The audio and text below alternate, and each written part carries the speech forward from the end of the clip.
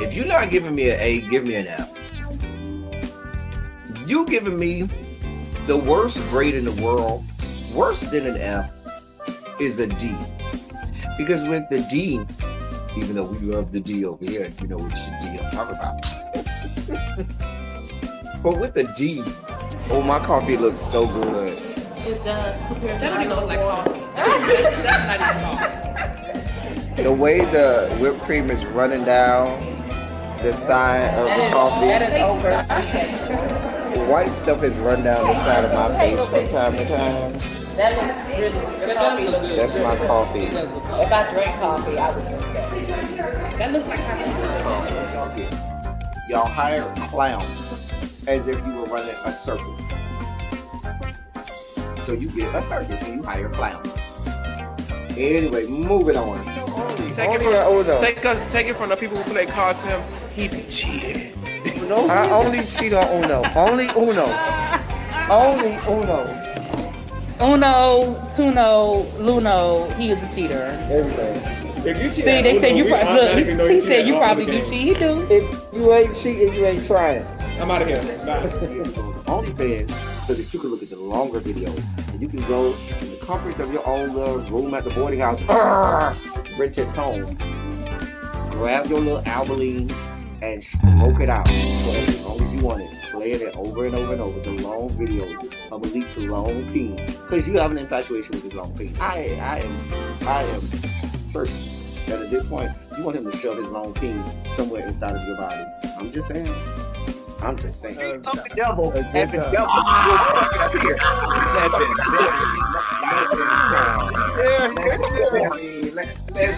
Here you go.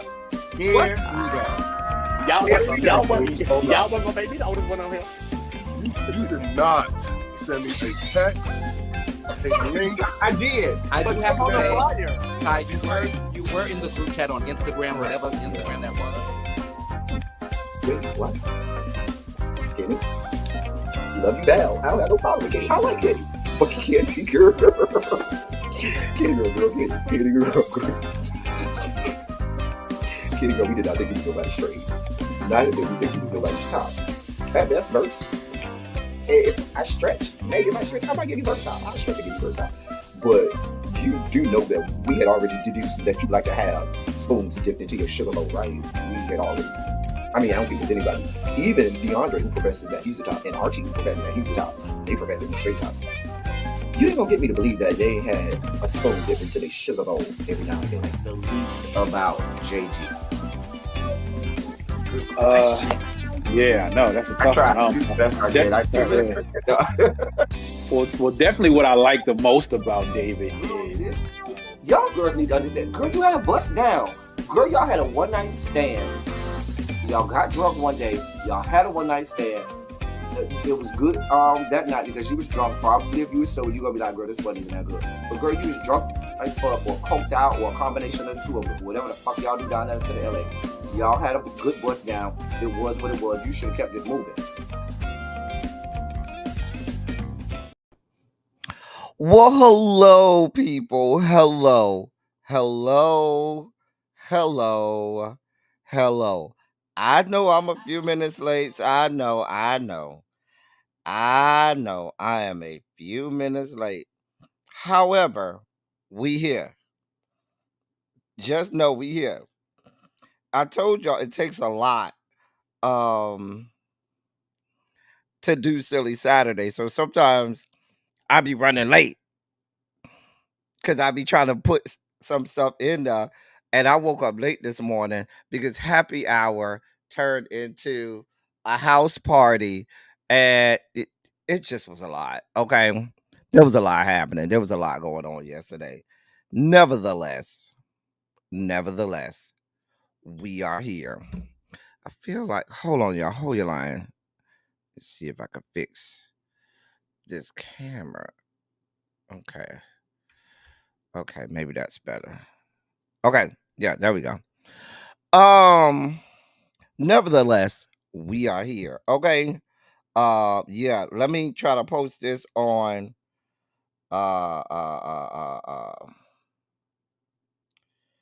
Instagram Wait. Okay, there it goes. I swear my Instagram be taking liberties at moments to just be tripping. Um, did I leave something out, God? Hold on for a moment, y'all. I'm trying to find. Uh, where's that at? Y'all would think I would be more prepared for this. Listen, I'm doing the best I can. Okay, work with me here. I'm doing the best I can. I am a one man show. I do all my own production. Ain't nobody over here helping me. Ain't nobody over here helping me. Okay. So we just gonna do the best we can.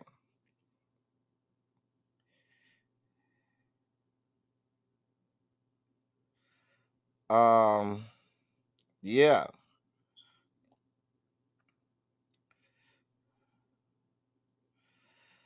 I'm just doing the best I can. Y'all go ahead. Have a seat. Go ahead, press the like button. Sit next to your good Judy and all of that good stuff. You know what I'm saying? Make a friend, find a friend, talk to each other, talk amongst yourselves, okay? Talk amongst yourselves. Make a friend, you know, um, make a friend. Tell them what you drinking on. I got coffee today because I noticed the last silly Saturday I didn't have no coffee. And we had a great silly Saturday, but silly Saturday okay, requires good coffee. Shout out to the new people who just got added to um the members only chat. Are y'all having fun over there? I told y'all they be listen. I tried to warn y'all that the members only chat is where it's at. That's where the real party happens, okay? That is where the real party happens. All right. All right. All right. It is time for pumpkin. So I don't like nothing pumpkin. Listen, I'm black. Give me sweet potato. I don't do no pumpkin. Pumpkin. Pumpkin. I'm black. We don't do pumpkin. We do sweet potato. Let me say hey to y'all. Hold on. Hey Tracy W. What's good, my love? Jen Bunny in the green. How you doing, sweetheart? Monk Chip. Hey, boo. What's going on? Diamond Pearl. Jim is in the building. Volvo. Hey, Cookie. David. I was able to slip away from trade long enough to get on here with us. Hey, David. What's going on? What is going on? Harold. Harold. Hey, Harold. Crazy homebody girl is in the building. Go ahead and take your good desk, your usual desk. One of my head mods, Abby, my sis, she is here. She driving. I don't know what you driving to, but hello, sis. I hope you get there safely, and I hope we give you some laughs while you on your way. Xavier, our Gen Z aficionado and expert, Xavier is here. L Love, my love, is here. How you doing, sweetheart? You know I love when I see you in the building.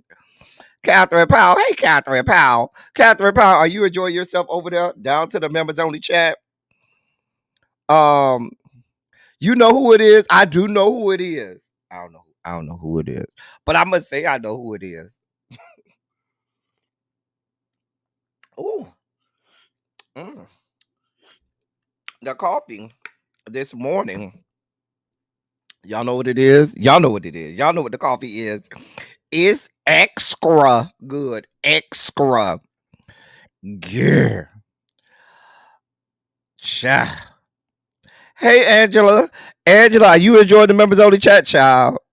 You right. I'm just as prepared as the lawyers in the Young Thug trial, child. Montrez, what's good, bruh? Coffee with Bailey's. That's what I should have had in this coffee, Diamond Pearl Jim. Now you done gave me a idea. God, It's apple crisp season. Xavier said, anyone watching Agatha? I haven't seen it, Xavier. What is it on? I might have to go watch it today. Because when I get off here, I ain't doing nothing but laying my black ass down and watching TV. So if that gives me something to watch while I'm laying down, well, actually, um, I'm supposed to be. Y'all know I've been. I always say if y'all put money into the channel, I will do my best to spruce up the place. So my project this weekend is supposed to go over there in my extra room and do this a new office, set up. I'm supposed to get a new office desk, and so I'm supposed to do a new setup for the office. And so I'm gonna have a new setup for the shebang. I'm thinking about going old school and retro. Shout out to the people who've been here since 2019 with the ABC 123 in the back. I'm thinking about doing that. I'm thinking about going back to that. If you don't know what that is, you got to go back to videos from like 2019 to know about the ABC 123 in the background. Those were the earliest days of Silly Saturday, child. But I'm thinking about going retro and putting that behind me. Hey Tracy C, what's going on? Child.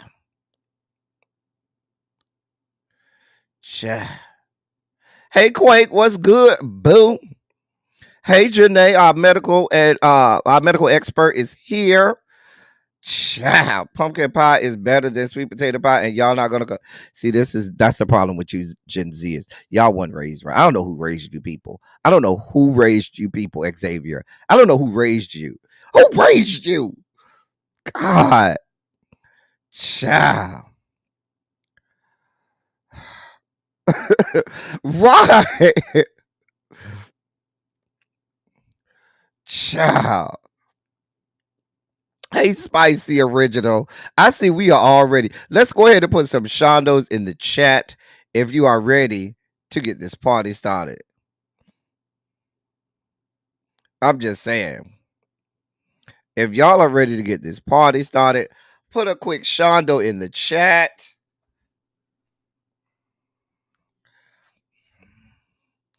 And let me know y'all ready to get this party started. Because I'm ready. If y'all ready, I'm ready. Y'all know this is Silly Saturday. We got a long day. Go ahead and get comfortable. We gonna be here for a while. We gonna be here for a while. Girl.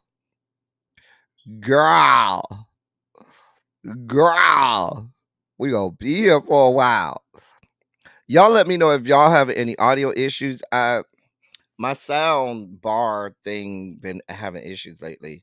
And so if y'all hear like feedback or anything weird with the audio, let me know, because I may need to order a new, the little sound bar with the subwoofer. I think I just need a new one because it's been tripping the last day or so. So I think I need a new. I might have to order a new one, child. If I can't get it to act right.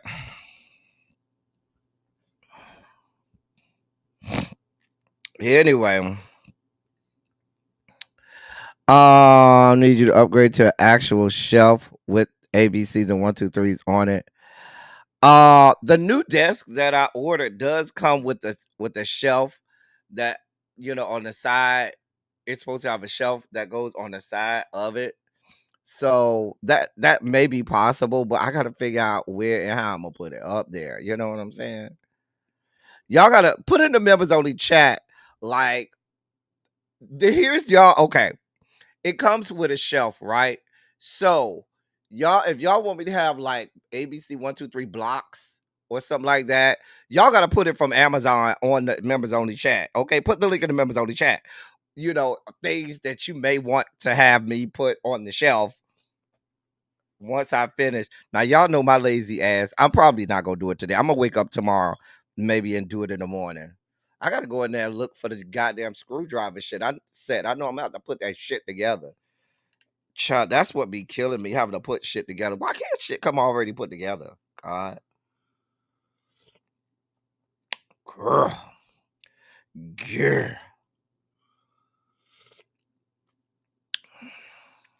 Pumpkin pie is terrible. Like you got to have white people taste buds to like that shit.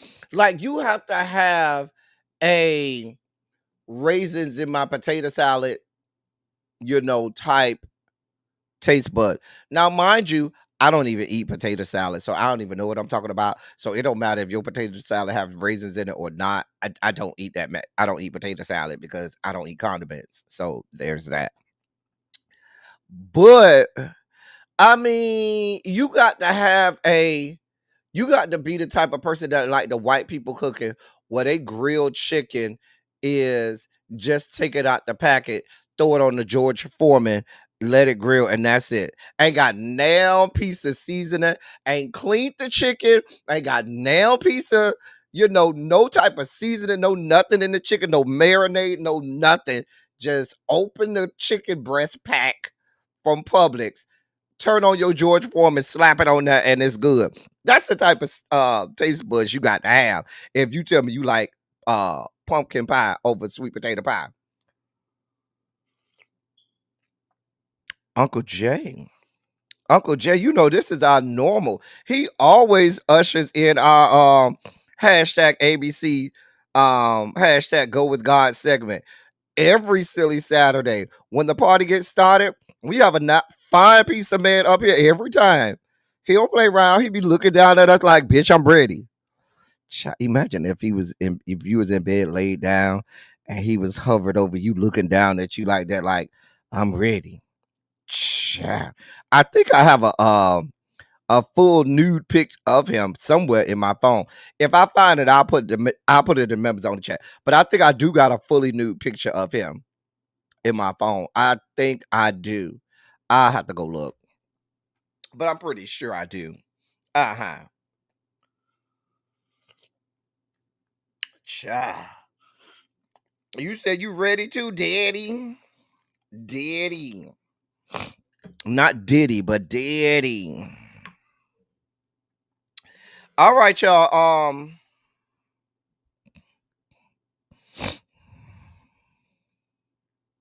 Imagine it. I'm sure he'll be flattered if he finds my channel with this up.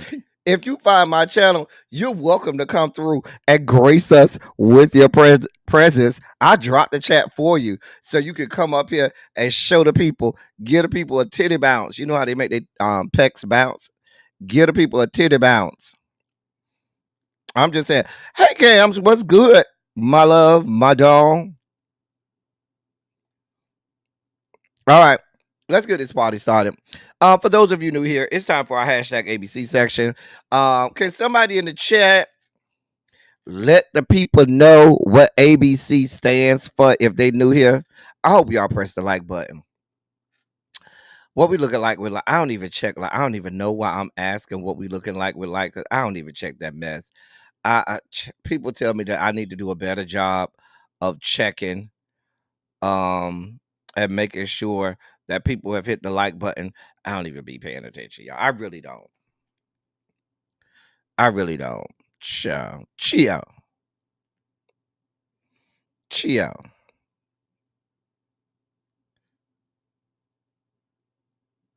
So, right. Hashtag ABC sounds like, not sounds like, but means a bitch can't. A bitch just can't. We ain't got this type of time, energy, bandwidth, or just, we don't have it to do with whatever the headline was. Instead of having it in the dossier, it landed in the hashtag ABC. As you could imagine, there's a couple Diddy headlines. Listen, before we even get to the hashtag ABC, Xavier, did you tell me what platform the Agatha thing is on? You gotta tell me, Xavier, what platform it's on. Is it on Netflix? Is it on Hulu? Is it on Hulu? Is it on Paramount Plus? I got them all. I don't pay for them all. I got a friend that has each one, and we all share passwords. Just saying, it's a circle of about 6 of us. We all share. Okay. Oh, it's on Disney Plus. Okay. Do I have? I think we do have. I gotta see who got the Disney Plus so I can get the password. Okay. Because I'm not paying for all that. Anyway,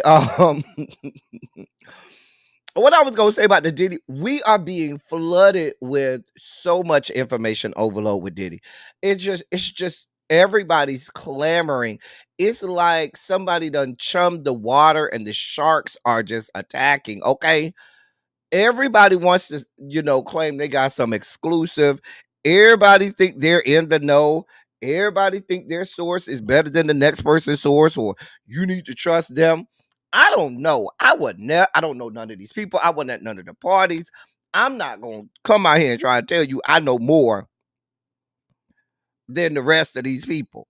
But we're on information overload. And some of this stuff, I just get to the point where I be like, a bitch you just can't. Okay. Not flood you. You know what? Baby baby or I saw this. I said, listen, this didn't need to be in the dossier. Ma'am, first of all, it's disrespectful that your mama named you after my queen and you ended up with the likes of a young thug, okay? Looking the way you do. How dare you disparage my queen's name? Because I know your mama named you after my queen, Mariah. I know she did. Anyway, man, we don't care. We really don't care. I'm just saying. You staying with him? He's been locked up longer than you've been in a relationship. I'm sure you are staying with him. Why? Because somebody else is blowing your back out, but on paper, you gonna stay with him just so you can say, well, I held you down. I was loyal. Knowing all the while, you probably having them coming in like a conveyor belt in and out the house. Like, I'm sure you got a turnstile on your front door. Okay? And they come through like on a conveyor belt. Girl, nobody cares and nobody believes you. Because let's be clear. You got a boo on the outside, and YSL, he got a boo. Young Thug, he got a boo on the inside, okay? Please believe he got a boo on the inside. I'm just saying.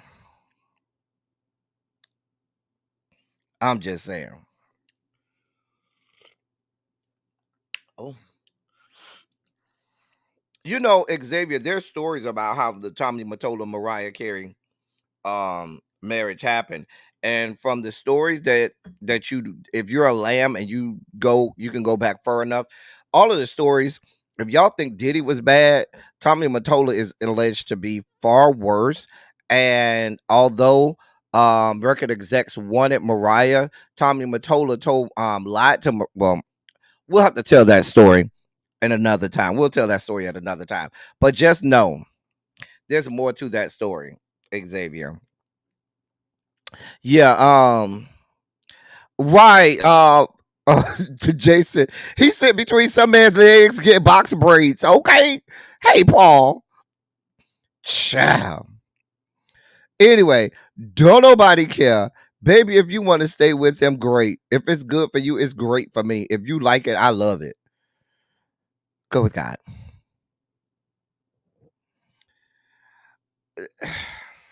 See what I mean when I say information overload? Donald John, don't try to connect our beloved Kamala to the fuck shit that Diddy got going on, because you got your own fuck shit going on, and we'll get to that a little later. We'll get to the sugar spike segment, but you got other shit to be worried about. You worried about what Kamala got going on. You need to be worried about what your good friend Mark Robinson got going on.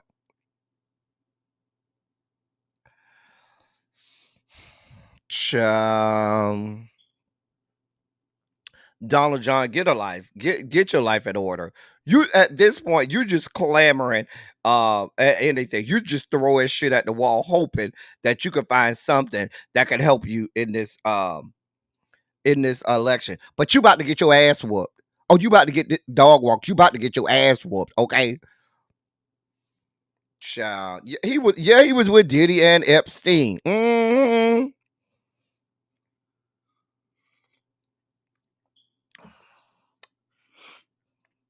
I think having Donald John at a freak off would be even too far for Diddy. Diddy don't give me that. He wants no parts of somebody like Donald John. Now, if you in the members only chat, y'all saw the video of that ugly ass white man who claimed that he was a sex slave for Diddy.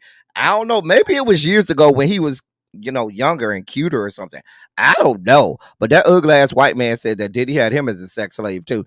I don't know. So I don't know what to believe with the Diddy. I don't really care. I told y'all it's information overload at this point, and we don't care. Okay. I'm just saying. Moving on. Good we got. Oh God. Let's be clear. Sir.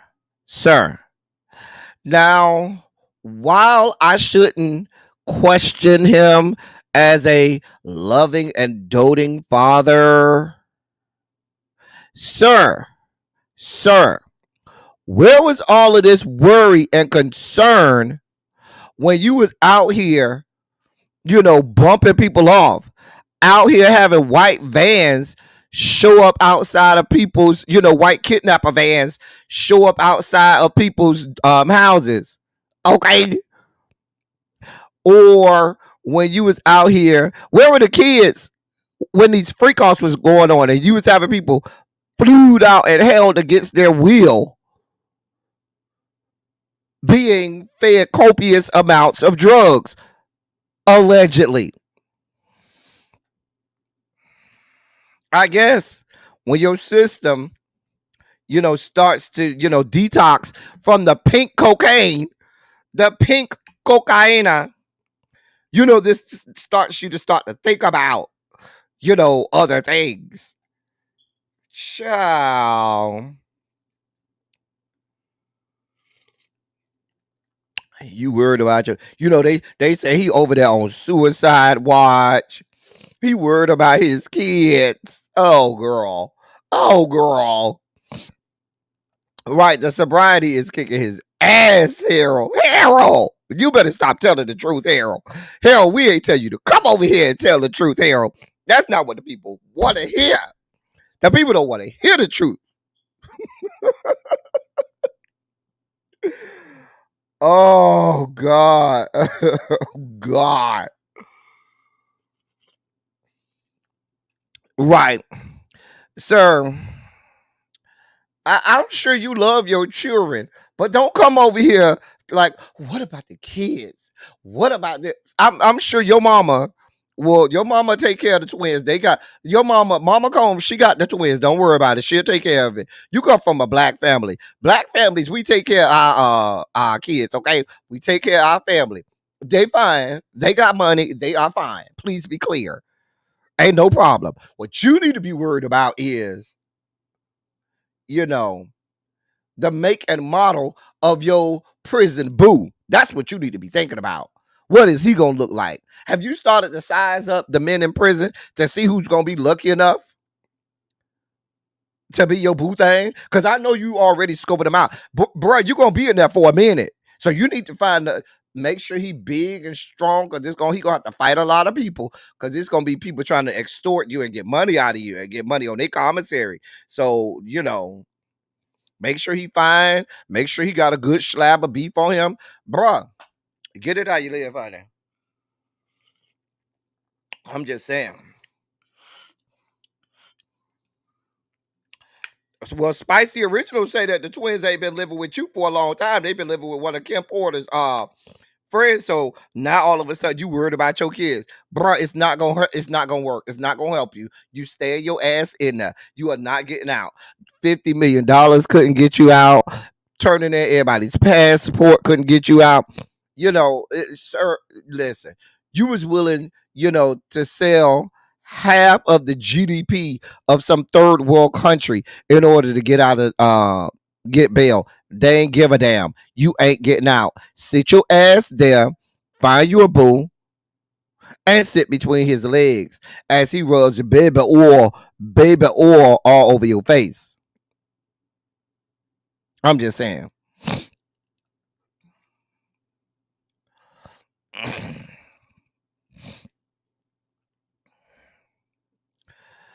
Well, Angela say that Diddy is a side child. We reject all things side, child. His mom was getting IV injections too. Better send the child. Girl. Girl. We gotta move on. Sir, go to hell. I would tell you to go with God, but people don't care about you. They're telling you to go to hell. Meek Mill. Really? Meek Mill. Hold on, Meek Mill. You thought now was the time for you to open your mouth? Sir, you need to be hunkered down in the darkest, deepest part of your house, okay? That's where the fuck you need to be. You need to go on vacation, go away, get flued out to Abu Dhabi, Bora Bora, Costa Rica, Honduras. You need to go somewhere. Go talk to Shine and see if Shine can hide you somewhere down to the where's Shine from? Belize or somewhere. Bruh, I don't know what to tell you, but you need to keep your fucking mouth closed, sir. Now, we done heard those alleged clips of you getting your cheeks clapped. I don't believe that was you. I don't believe those are real. But I'm saying it's gonna be something real that's gonna come out between you and Diddy. I mean, it's enough with that picture which y'all got the same shirt on with the little person. Remember the picture that they got him? They all hugged up. It's a little person, a white man, a little person in between them. Child, I'm sure they had chandeliers and high wires in that goddamn room when they was getting it down. Child, girl, you need to shut the fuck up. You willing to bet $1 million Diddy's sex charges aren't proven to be weird? Really? Because the pictures alone with you and him, sir, are weird. And that's putting it mildly. But now you willing to bet $1 million? You might want to shut the fuck up, sir. Shut the fuck up. Go find a dark corner to hide in and try not to be seen or noticed.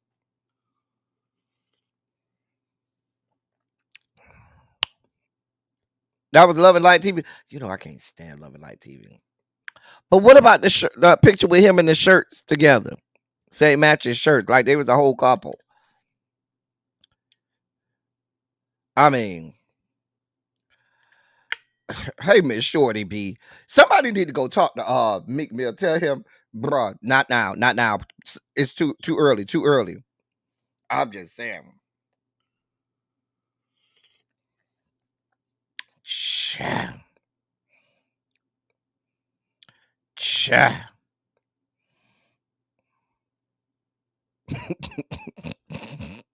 Y'all are clowning in the chat, and I love every minute. I love every minute of it. Shout out to the chat for clouding. We is clouded today, but this is a hashtag ABC. Hey, Yana, boom. Yana, you ain't got no football game today? Or is you listening to us from the stands at the football game with your AirPods in? Because I know you got some chili. I know you got a game today, Yana. A football game or something. The girls got to go chili in. Our nephew got to go play football. Yana, just run me an extra. See, when our nephew make the NFL, I just need one extra ticket. You know what I'm saying?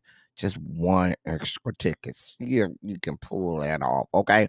Oh, it's your anniversary weekend? Oh, okay. Well, happy anniversary to you and the mister. Y'all put a good happy anniversary in the chat to our girl. That is our girl, Yana. Yana. Happy anniversary, boo. Happy anniversary, you too. No, we're not saying happy anniversary to Diddy and Meek Mill before somebody asks. We are saying happy birthday to our boo, Yana, if you watching this in the replay and can't see the chat. Shout out to Yana, okay? We love her. So go with God. It's time to delve into the dossier. In the dossier we go. In the dossier we go.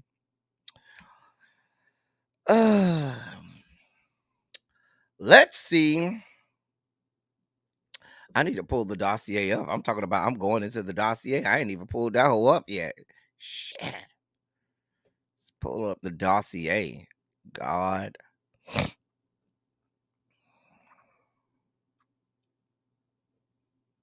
All right. Well, if you're in the members only chat, you saw this yesterday. However, I have more. I have an update. Now, yesterday, we posted in the members only chat that Chingy, oh yes, that Chingy is slated to at the end of this month, that will be next Sunday. He's slated to be at a rally in Nashville, Tennessee, that the log cabin Republicans are having for Donald John Trump. Yes, these will be the log cabin Republicans. These are the ones that have key card access to the Rainbow Coalition compound. However, they're in way in the back.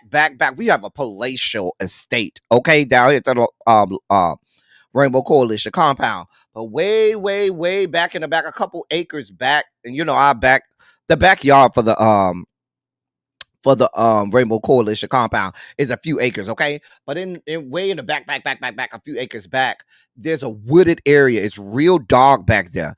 Wooded area. That's where trade hides. That's where the DL men have a bunker back there in that dark wooded area. But also in that dark wooded area is a log cabin. That's where all of the log cabin Republicans that's where they reside. Now, for those people who don't know what log cabin Republicans are, they are members of the LGBTQ plus community that are Republicans. And so they've called themselves the log cabin Republicans. I think log cabin Republicans started back in the late 90s. I can't remember exactly what year, but that's what a log cabin Republican is. Now, they're having a Trump rally on next week, Sunday. And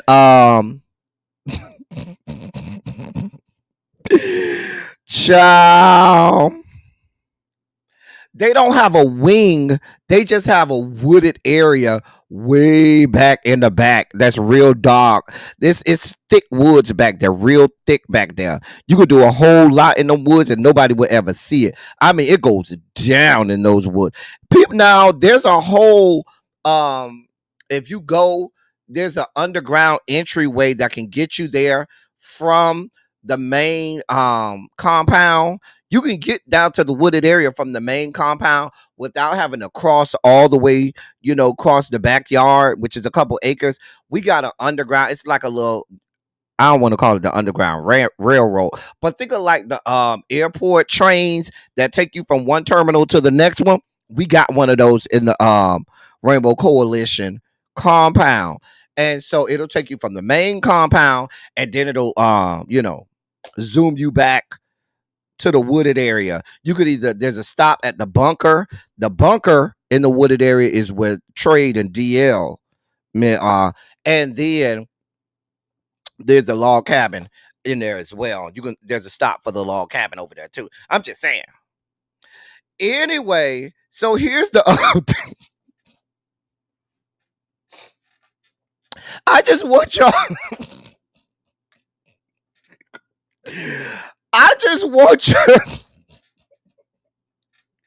I can't help but laugh, y'all.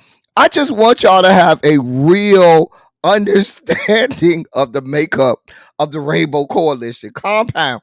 One of these days, we're going to have like an open house where we open the gates and may let a few, of the straights in there. So y'all can, look around, see all of the things we got going on, because it's real beautiful. It's beautiful over here down to the Rainbow Coalition compound. I'm just saying. Go! Anyway, they have bears that are in there, not the bears that you are thinking about, L-Love. There are certainly bears over there frequenting them and visiting them on an hourly basis. However, it ain't the bears that you think about, L-Love. I'm sorry, it's a different kind of bear, okay? Yeah, the bunker is past the log cabin. Now, the log cabin, The log cabin is just as you get inside the wooded area. The bunker is deep, deep, deep in the wooded area. Like you wouldn't even see it because it's a bunker and it's underneath the ground in the wooded area. Okay. That's for the DL of the trades. Okay. Yeah, we're gonna have an open house, Tracy J. I'm gonna make sure all my people get access. All my people, I got y'all. Right. Girl, I ain't even got to the story, and this story is giving everything we need. Okay. Ooh, girl, I haven't even gotten to the story yet, and it is already giving. Okay. I don't know, Angela. I don't know what song he is performing. I don't know. Ooh, child. Anyway, so let focus, L Teddy. Focus. I need to focus. Girl. Anyway. So yesterday it was reported that Chingy was gonna be at this Trump rally, right? So the people got upset, and of course, the people started to dog walk his ass and drag him all over social media, right? Well, when Baller Alert first reported on it, Chingy went down in the comments and said, I am over here really crying thug tears from laughing from y'all. I'm over here crying thug tears from laughing at y'all. So Chingy went down in Baller Alert's comment section and he said the following quote, I'm going to say this one time. My job is to perform and I get paid to perform, not care about politics. Now y'all find something else to do with your time. End of quote. They continued to dog walk him. One person directly replied to his comment and said, just tell us that you're down bad and the culture would rally around you. You have the shuck and jive. You having to shuck and jive for people who hate you, and your people ain't a flex, homeboy. Chingy replied to that person and said, quote, you can't be down bad when you just bought a $500,000 house, pimp. Those people don't hate me because they love my music. Music isn't racist, and that's how I play it. All this nonsense y'all creating bothers me none. I'm a performer. I'm a performer, whether these people political, homosexual, or whatever, they all love my music. I have classic records. They all love, and I will perform them for them. So I hope that helps you understand that my job as an artist is just to perform and make timeless music. That I did. End of quote.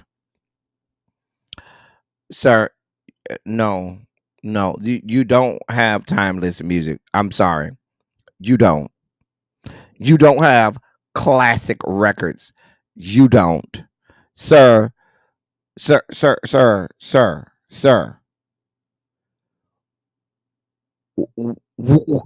delusion. Are those do look like rose colored glasses that he got on right there, because the delusions that he lives in. Okay. Ch- I just don't understand you people. I just don't understand. Now you're gonna make the people start to believe, even though we know raggedy ass Sydney Star was lying, but that don't mean there wasn't another one whose name wasn't Sydney Star.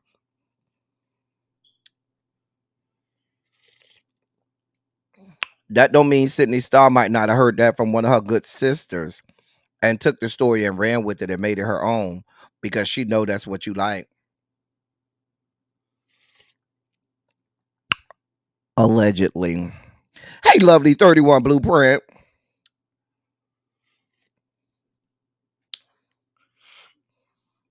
I don't have this type of time. I cannot. We don't have the. This is a I don't know how this didn't make it in the hashtag ABCs, but we do not have the time to break down the level of delusion that this man is sitting there. And we have more fun breaking down the Rainbow Coalition compound. Okay, we have more fun breaking down the Rainbow Coalition compound than anything else. Sir, a $500,000 house is not a flex. Sir, if you want to buy any house, even in the ghetto in my great city of Miami, it's going to run you $500,000. So you telling me that you got a $500,000 house is not a flex. That's about average in a lot of big cities. Sir.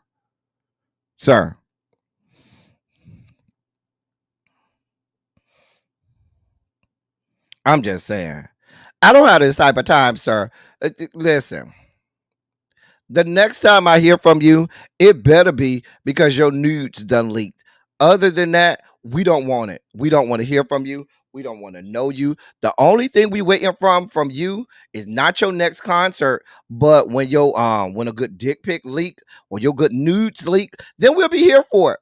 Other than that, we ain't got nothing else for you. Sir, go with God. Oh God, we got every day is something new with this man. I told y'all we on information overload. Nah, he's Nelly's tactical. Girl, y'all are clouding. Shout out to the chat today. If y'all are not enjoying this good chat today, y'all are missing out. Okay. Speaking of which, what are we looking like with the likes? Make sure y'all go ahead and hit the like button. Go ahead and do the stanky leg on the good like button. You heard he's small. I feel like Xavier, something from him dropped years ago, and I might have forgot because it was small. That you're probably right, Xavier, because I think I remember something dropping a few years ago, and I ain't care because it was not worth caring about. Child, I don't know. Anyway, for those people who've been hiding under a rock, he got arrested, right? And here's the video.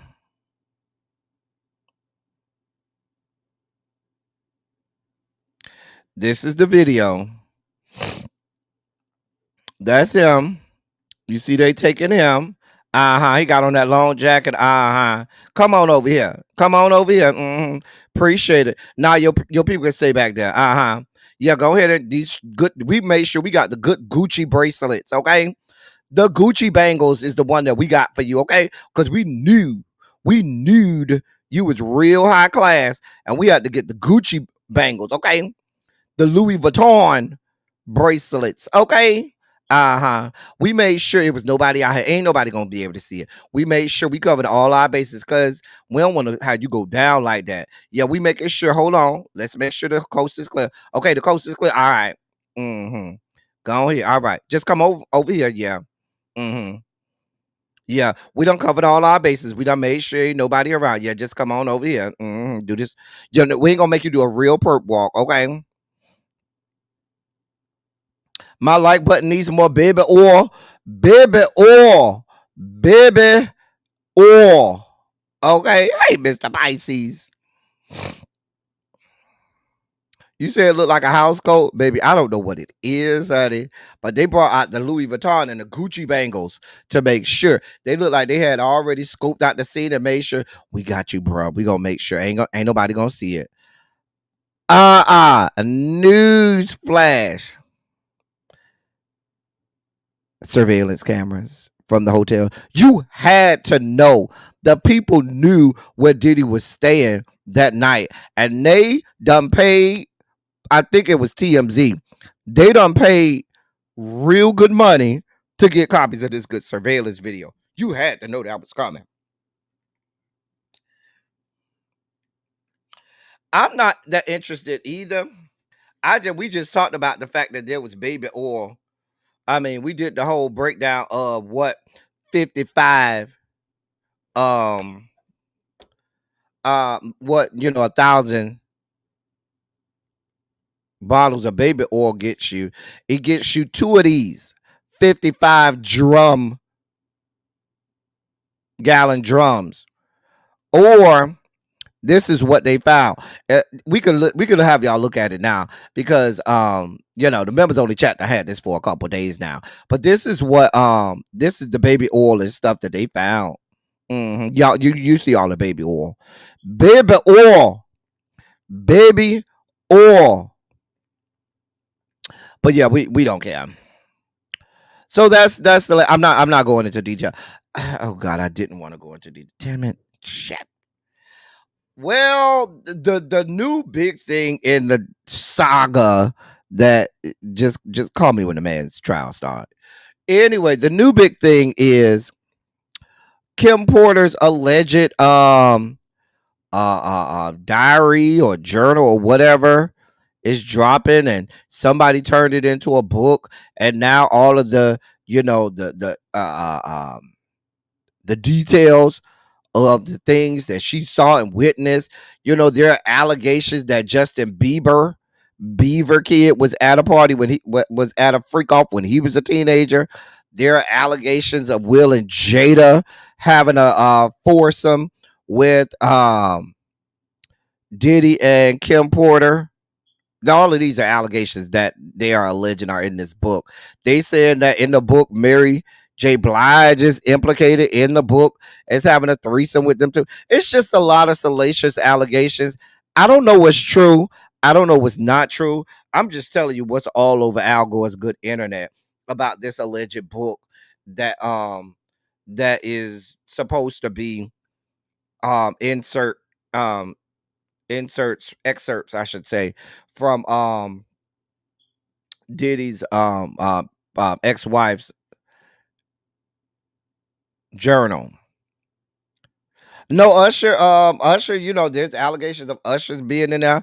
Now, some people, the internet is all abuzz about Usher because they said that's where Usher originally got the herpes from. Now, a lot of the there are several people that have come out and said they were at a Diddy party. The herpes is something that has been alleged to be something that frequents the Diddy parties just as much as the drugs do. Now, we know from back in the R. Kelly story, remember R. Kelly was giving everybody the herpes. Now, they're saying that Usher might have got the herpes. He allegedly may or may not have the herpes. They're saying he may have contracted it from one of these freak offs. All of these are allegations. I don't know. The book is coming out, has been released. People have ordered it.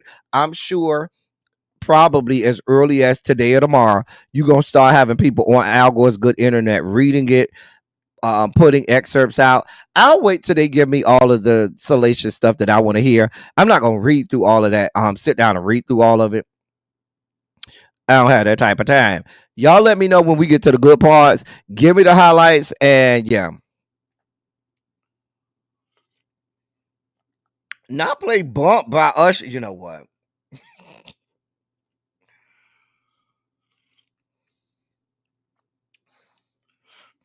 Listen, Xavier, I don't know what's real, what's not real. Like I said earlier, people are, clamoring to get to be, at the front of the story, to have, stuff that nobody else have, and to have sources that nobody. Girl, I don't know. I don't care. We all gonna consume it. Once it hits the internet, nobody's gonna remember who had it first. It don't matter. It don't matter. Y'all, let me know the gory details, okay? The good gory details. I don't need to know this stuff that I don't care about. I don't need listen, she done went on to be with the Lord, okay? If the book is all about, oh, woe is me, I'm not trying to trivialize or minimize what that woman went through, because I know she had to endure a lot. However, she done went on to be with the Lord. And if the book is just about her, it's just her thoughts of her experience and lamenting what she had to endure. If that's what you want to consume, go ahead. I'm not really here for that. I'm here to see who she implicates, whose name is really dropped. Now, the woman ain't here to tell no parts of this. So the only thing you have to go off of is first, wondering whether or not this is actually true, real, and accurate. And second, wondering if what was her motivation for putting this in there, the validity and accuracy of of her accounts, because that's another part. We have to take what she said, but is it not subject to the validity and accuracy regimen that we will put anybody's words up against? I'm just saying. Or are we just supposed to believe it because she's dead and gone and say, oh, yep, all of it must be 100% true, the gospel truth? Every single word should be etched in stone like it's one of the gospels. I don't know. I'm just saying. But y'all let me know when y'all get the good details. All right. The book is less than 100 pages. We'll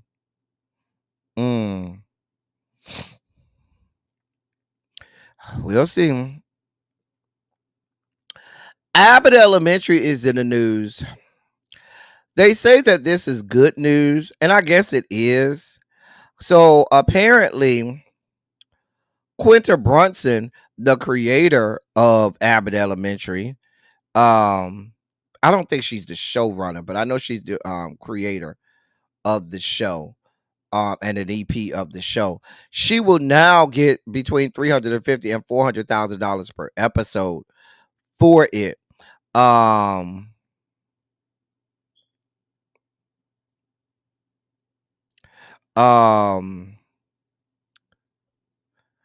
we've been told that Shirley Ralph and Tyler James Williams, my boo, while we have damn Abbott Elementary. Let me put my boo up here.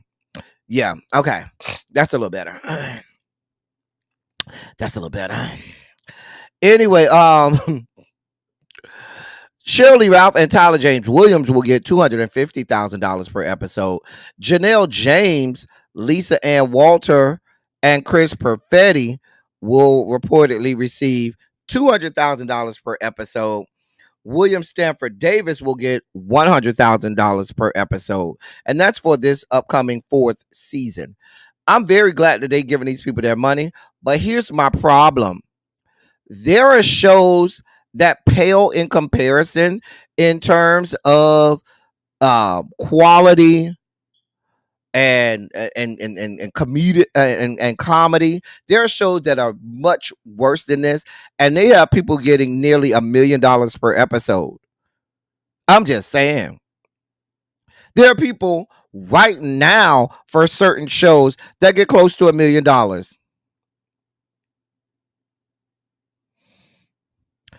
I think that's too low. Pay these people their goddamn money. Think about it. Friends, all of the members of Friends were getting no less than $1 million per episode. No less than. But you got a show created by a black woman that has a large black cast.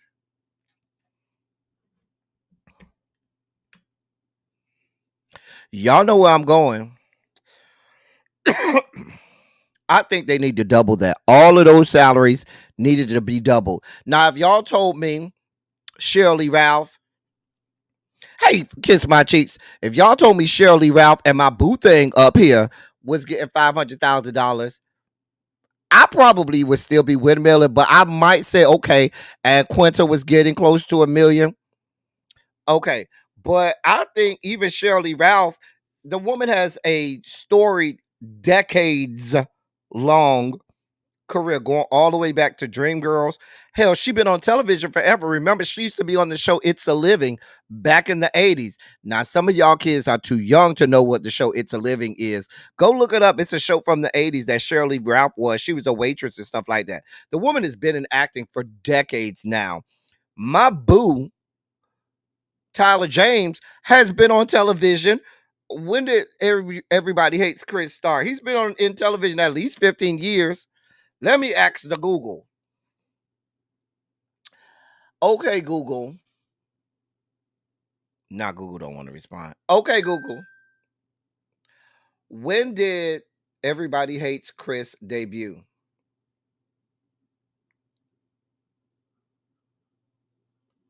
So it debuted September 22nd. That's tomorrow, 2005. So that was 19 years ago tomorrow.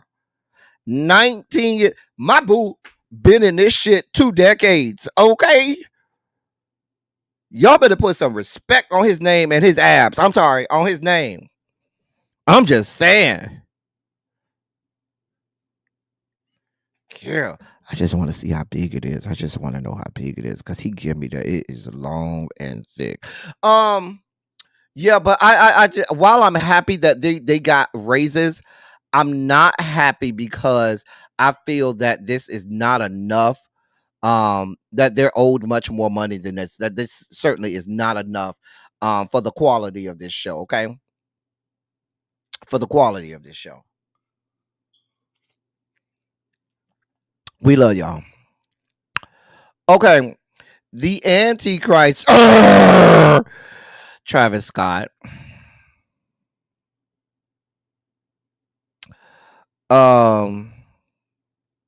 The Antichrist is in the news. I call him the Antichrist because the people say that his parties are I'm not his parties. Think about Diddy. His concerts are portals to the gateway to hell. Portals or gateways to hell. Well, the Antichrist got good news this year. So now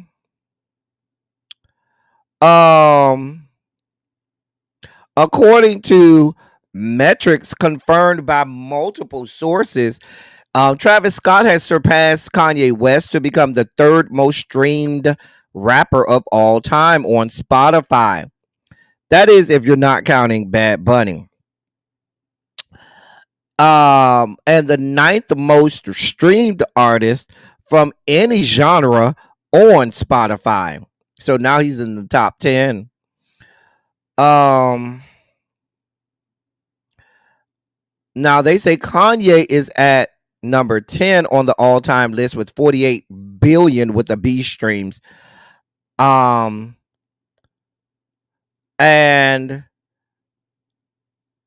Travis Scott has 49 billion with the B streams. You have Eminem at number 7 with 51 billion streams. Now the number 1 is y'all's boy BBL Drizzy, Wheelchair Jimmy. He has 103 billion streams. And he's at number 1 on Spotify.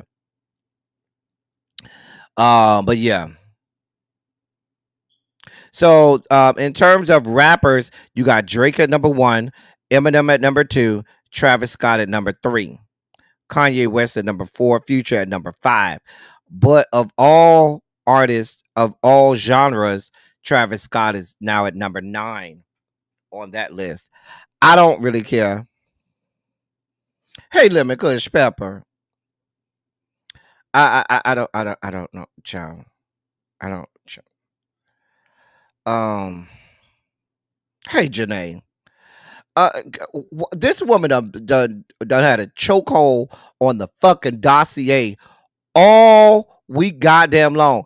Xavier, please come get your girl and tell her to get the fuck out of our dossier and take her hands from around the neck of the dossier because she done had a chokehold on the dossier all week long. I'm so sick of her. Sick of her. I'm just a bitch just can't with this woman. Child. Yeah. Well, Nicki Minaj is apologizing to a photographer after attacking him during her show. Let me read this real fast. During Nicki Minaj's recent San Antonio tour stop of her highly successful Pink Friday 2 tour, she did a double take at one point when she thought she saw a peeping Tom looking up at her with a camera from within the stage setup. Always want to act decisively and staunchly, she kicked the camera.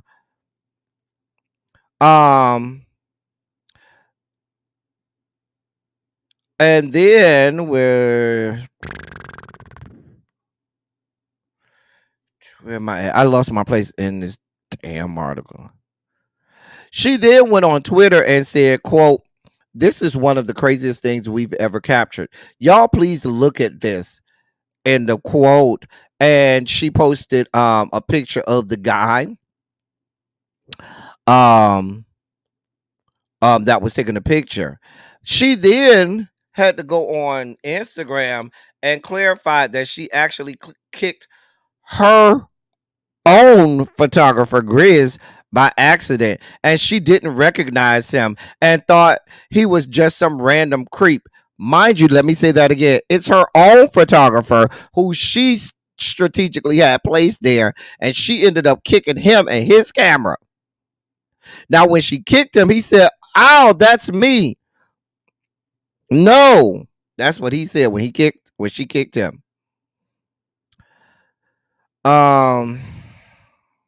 Now, also, she then ended up going on social media saying, quote, "Dear Gag City, San Antonio, Texas, you are beautiful in every way. If you only knew how bright you shine, though, I'll never forget this night for the rest of my life. Wishing God's divine blessing on each and every person who came out to support.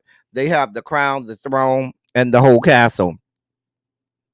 Hashtag Gag City LA. I will see you tomorrow. Love you." Camera emoji. Grizz, Grizzly Ertz. The fact that I thought Grizz was one of my favorite people in all the land, was a peeping Tom and began stomping him. Grizz, my apologies. I love you. Shout out to my other fave. It's Giovanni Soto and Lord PNY 127 and the Barbs. She had to issue an apology, ma'am. This I don't need to go into words on. She's a problem. The woman is a menace to society. Okay, the woman is a menace. I hope that this is the last story I got to do from her for the next 6. I need 6 weeks off from her. I need 6 weeks.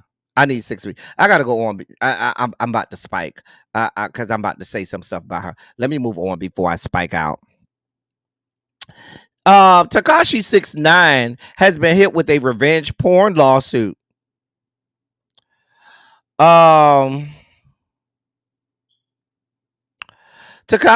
me read this to you. Tekashi 6ix9ine's ex-girlfriend reportedly sued him with a laundry list of accusations, according to supposed court documents reported by TMZ and other sources. Moreover, the specific allegations are as follows. She's claiming that Tekashi 6ix9ine has a long history of inflicting physical, sexual, emotional, and financial abuse on her, as well as publishing revenge porn on her on social media after they broke up in August of this year. Furthermore, she claims that he consistently abused her, drugged her, and stole hundreds of thousands of dollars from her for his own luxury gains. In addition, she accuses him, of manipulating her into getting plastic surgery and other cosmetic modifications that she didn't want through shame or coercion. Her overall narrative is one of his alleged psychological, physical, and industry-related exertion of power over her in order to gain resources from her and keep her in a frightful position through drugs and a lack of independence. According to her, she ended the relationship this August once she learned of his alleged fraud and robbery, which is when she claims he posted explicit pictures and videos of her online on Twitter without her consent. While the posts are no longer up, she expressed in the suit that she still suffers from emotional harm and seeks over $1 million in damages. Plus, and in addition to that, she wants the court to eliminate his ability to propagate more revenge porn.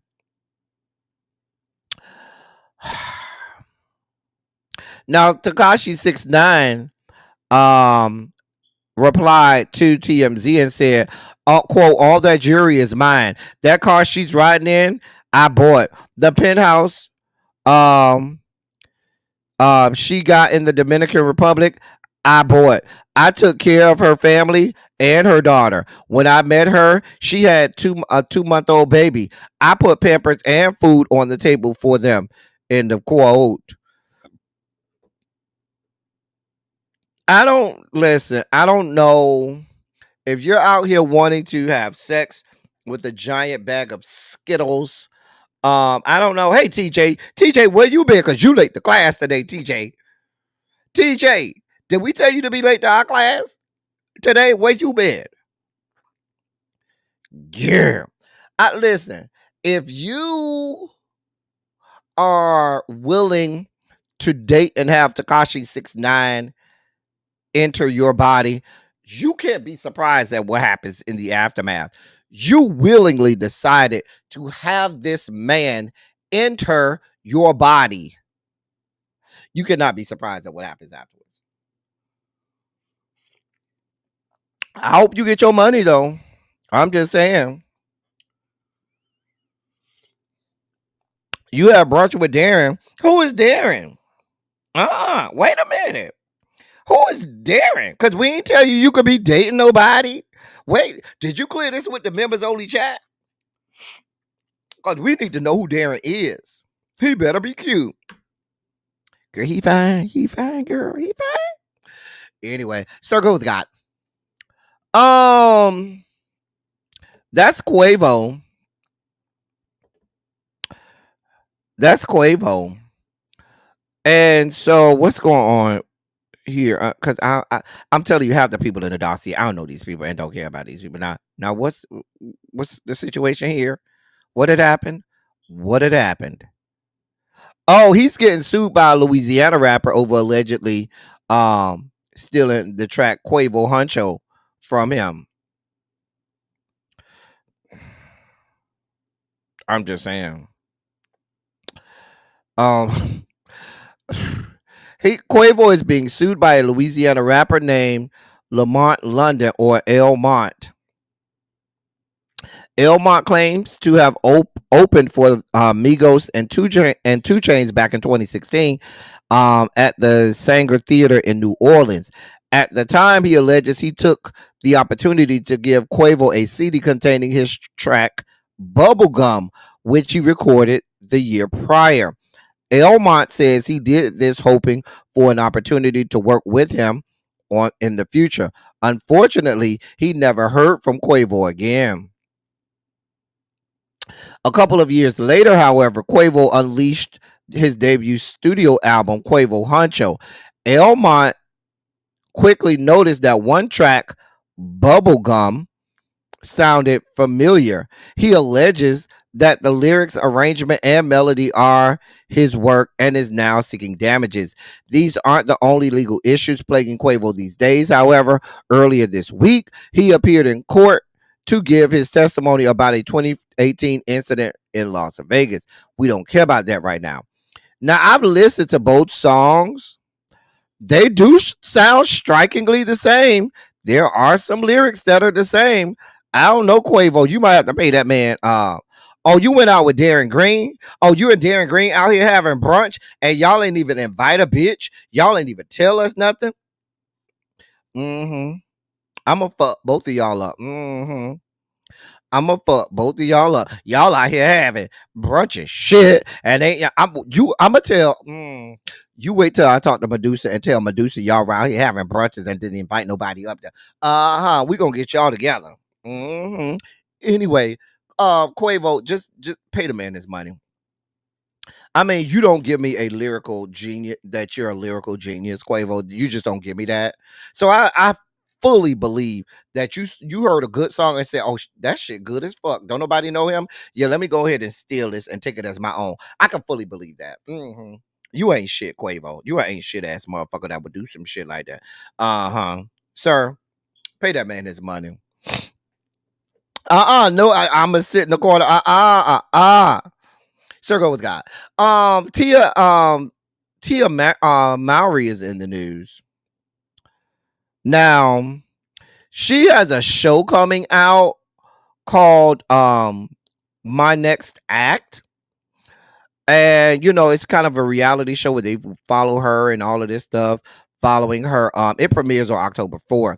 Now they, follow her around, and how she's, dealing with being a mother, and and since her, split from her husband, Corey Hardick. Well, in this series, is coming out that her and her sister Tamara seem to be estranged, and they aren't as close as they used to be. And she wishes that their relationship was how it used to be, but she acknowledges that they're not as close as they used to be. I mean, Tia, listen, y'all are adults now. Tamara is over there married to that white man. That white man, descended from the Caucasus Mountain, is plunging her womb, blowing her back out, and beating her blocks in. She got her own family over there that she got to worry about. She ain't got time to be following behind you. She got her own family. Now, brothers and sisters just don't be as close as they used to be. When you become an adult, this is a newsflash. When you become an adult, you kind of get your own family. That's still your family. Your brothers and sisters, that's still your family. But they got their family, you got yours, and you kind of grow apart. And when you see each other, you say, "Hey girl, let's catch up." And y'all catch up, or y'all call each other. But somewhere along the lines, if you think y'all need to have a better relationship, hey boo, do this. Pick up this here thing, go like this, and call her. FaceTime her. But you over here on TV telling us you wish your relationship was good. Girl, did you call her? Did you FaceTime her? Are you trying to catch up? Are y'all, setting up, meetings and stuff? I mean, girl, I don't have this type of time. I'm just saying. I don't have this type of time.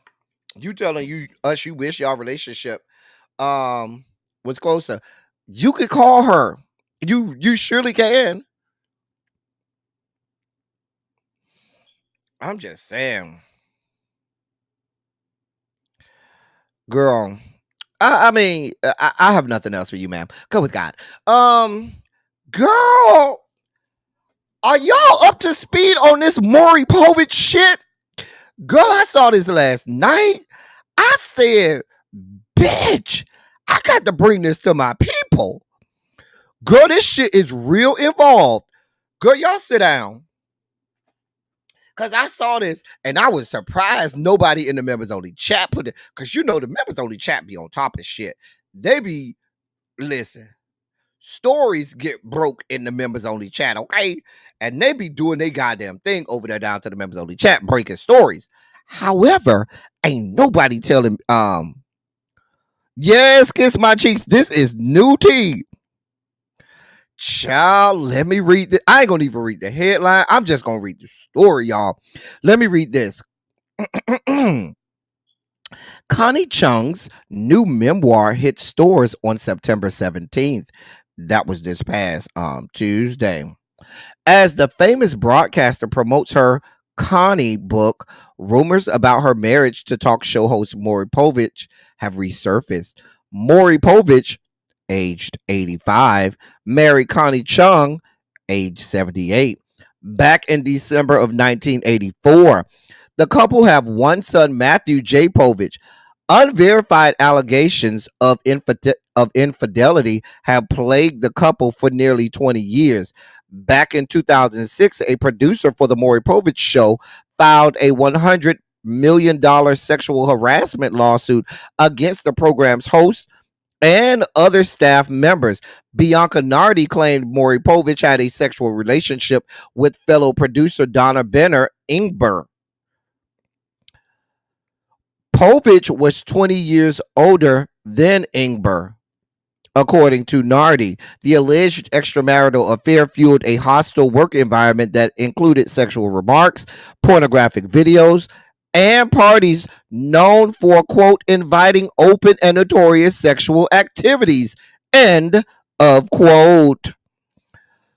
An NBC spokeswoman, Rebecca Marks, said at the time, quote, "We do not believe that Ms. Nardi was a victim of unlawful sexual harassment and intend to defend this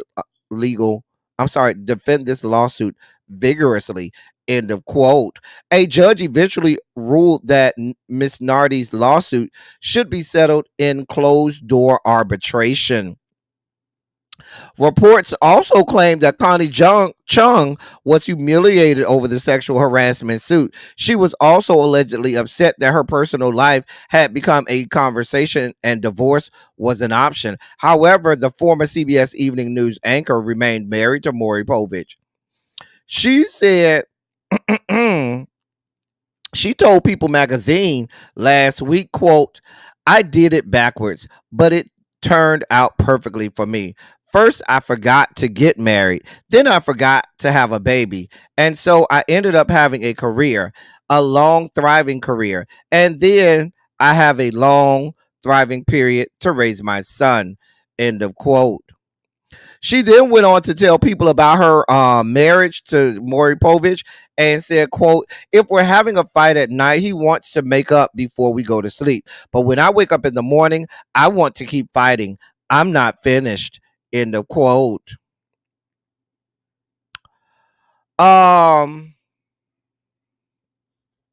She said they first met in 1969 while they were both employed at WTTG television station at a WTTV television station in Washington D.C., where they both are from. He served as a news reporter while she worked as what was known then as a copy girl in the newsroom. And she goes to talk about their relationship. I won't go into those details. Let's see if anything else I want to talk about from this article. No. Girl, I didn't know they had all this going on. Girl, they say Connie Chung got a whole tell-all book telling all of they said the man had sex parties. Let me go back and tell y'all. They said, listen, I can't make this up. Hold on. They said Maury Povich had a hostile work environment that included sexual remarks, pornographic videos, and parties known for, quote, inviting open and notorious sexual activities. End of quote. So they around here having sex parties. Y'all talk about Diddy sex parties. What about the sex parties they having over there down there to the Maury Povich show? I wonder if Maury saw some of these people that was over there having 12, 13, 14, 22 kids and inviting them down to the sex parties because he knew they was about that life. Child, Angela, everybody around here having freak offs. Child, TJ, girl, I didn't know all this was going on down to the Maury Povich.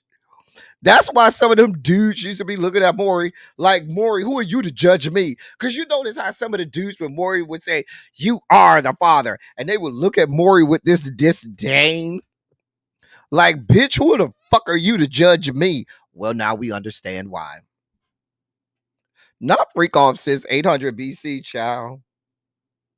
My favorite part of the Maury Povich show is where they said, Shabambu is alleging that Rufus is the father of her 22nd child.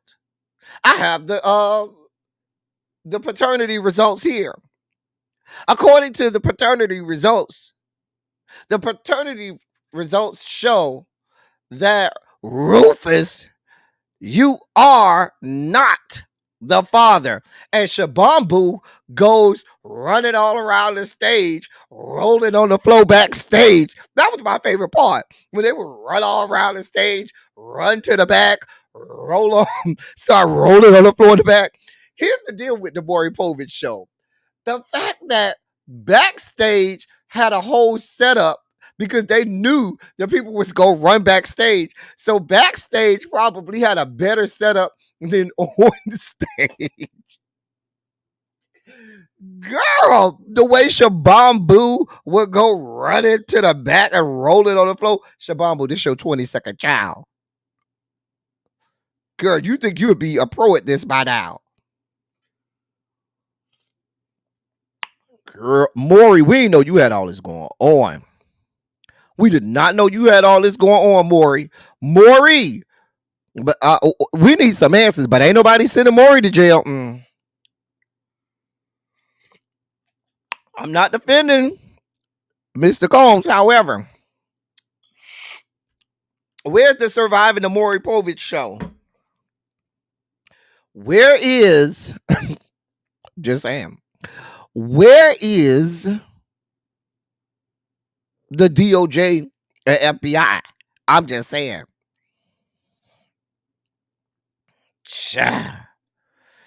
Yeah.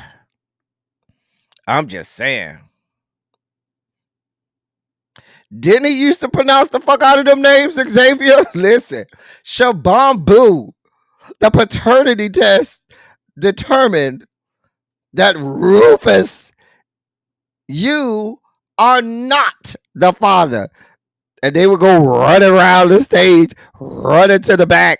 Shabambu, you know, they had the picture of Rufus back here and the baby back there, and they'll have them right next to each other like, look at here. He got your eyebrows. He got your eyelids. He got your nostrils. I'm just saying. Listen. Maury Povich say, I am 85 years old. I am knocking at death's door. Listen. Y'all not finna take me to jail. I don't know. You say Connie was not loving him long time. I'm not doing this with you.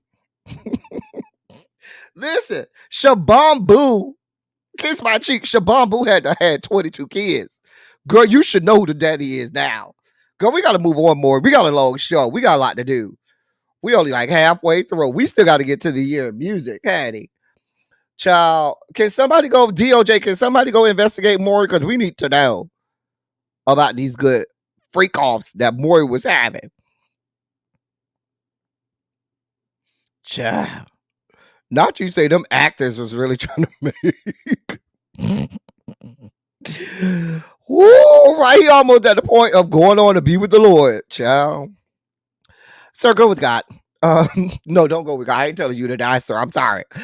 Yes, it's that time. We got a lot of sugar spiky stories today too. Where's my boy Larry? Let me go find Larry. Larry. It's time. Come on over here, Larry. Come on, it's time, Larry. Ladies and gentlemen, non-binary, gender-conforming members of our audience, I bring to you the great Larry Myers to help us usher in our sugar spike segment.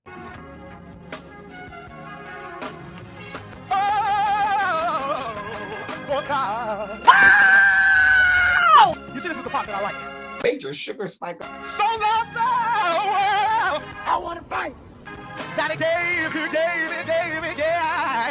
his only begotten son. Major sugar spike.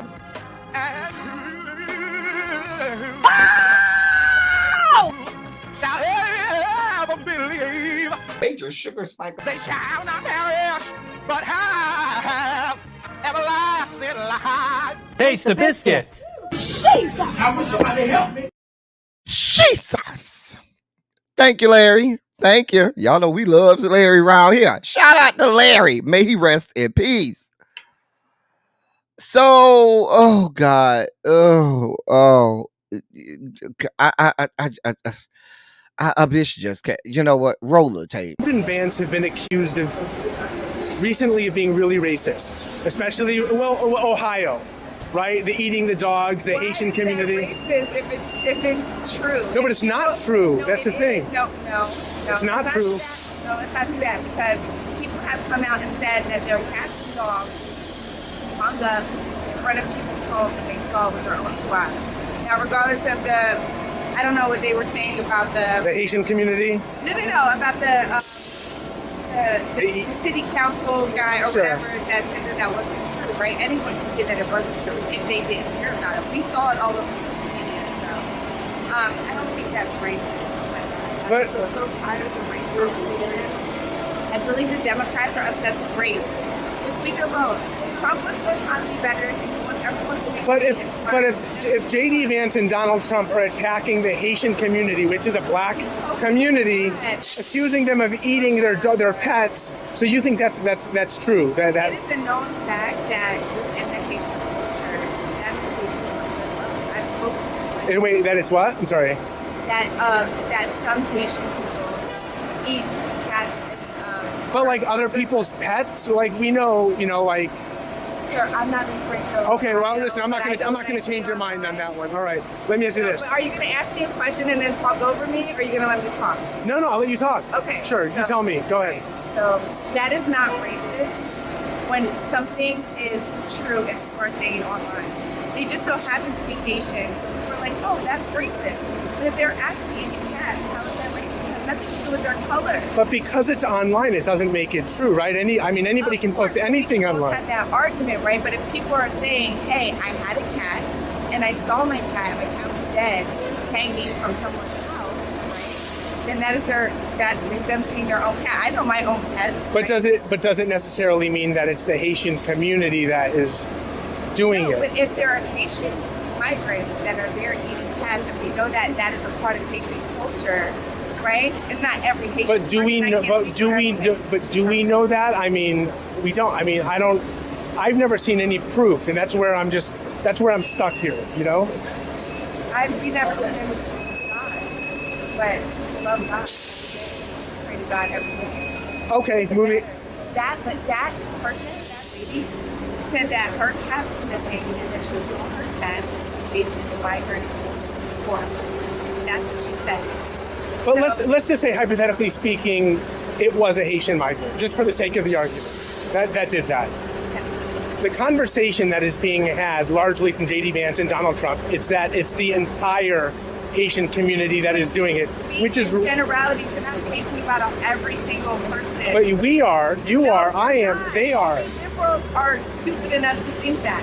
Don't do that. Okay, right? well. If you know it's a part of Haitian culture, which we know it's a part of Haitian culture, correct?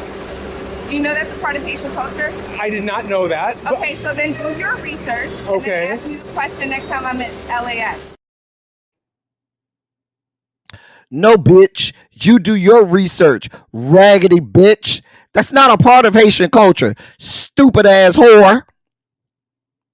And this lady who she's quoting has already been debunked. And the lady's cat is back in her house because the lady was accusing somebody of stealing her cat.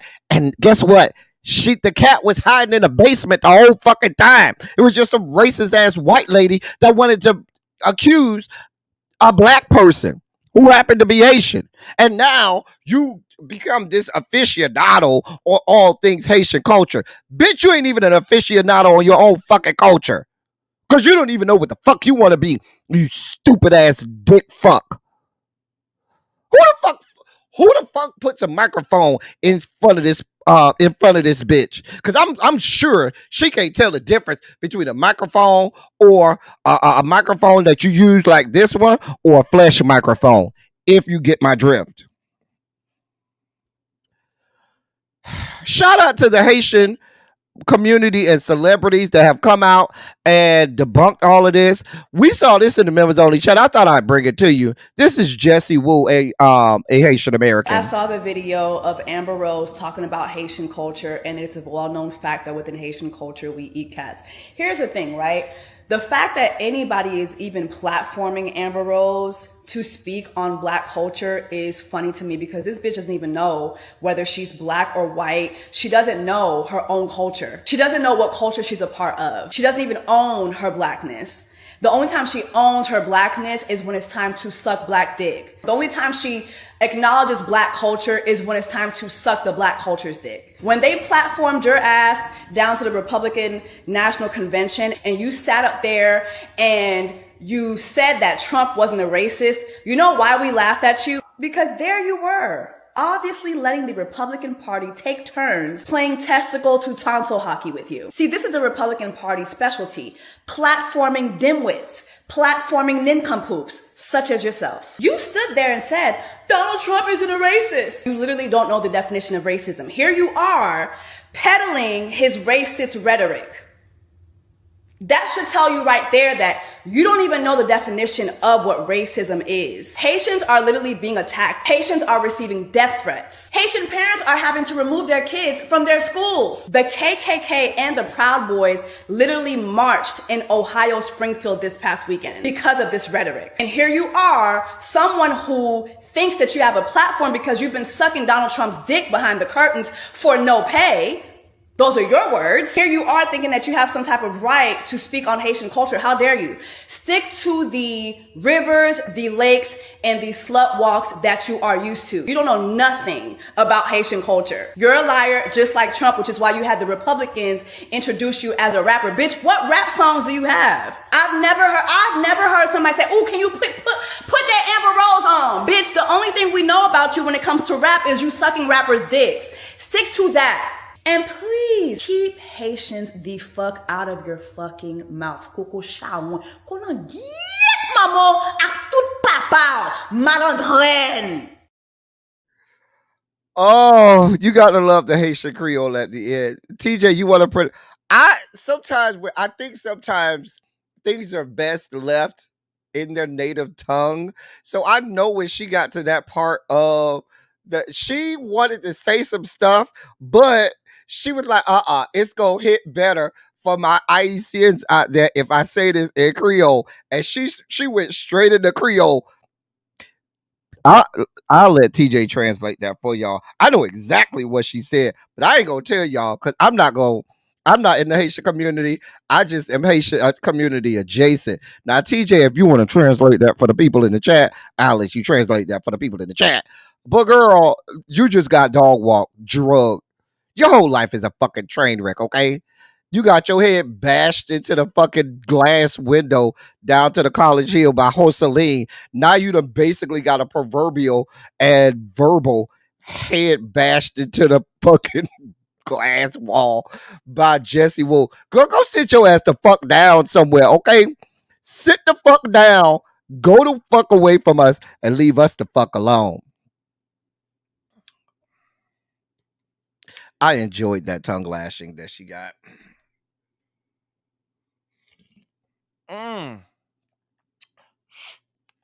Enjoyed it.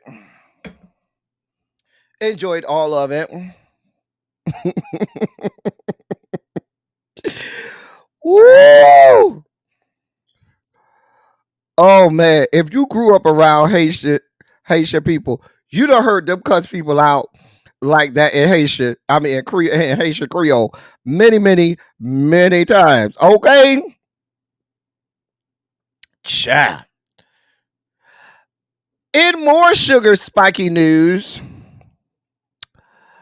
we have this young man who we had a whole expose on the other day.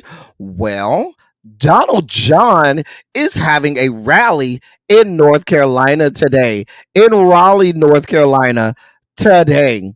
And guess who was supposed to be there, but now is no longer going to be there? Oh, yes. Oh, yes. Jabba the Hutt. Mark Robinson. Yeah,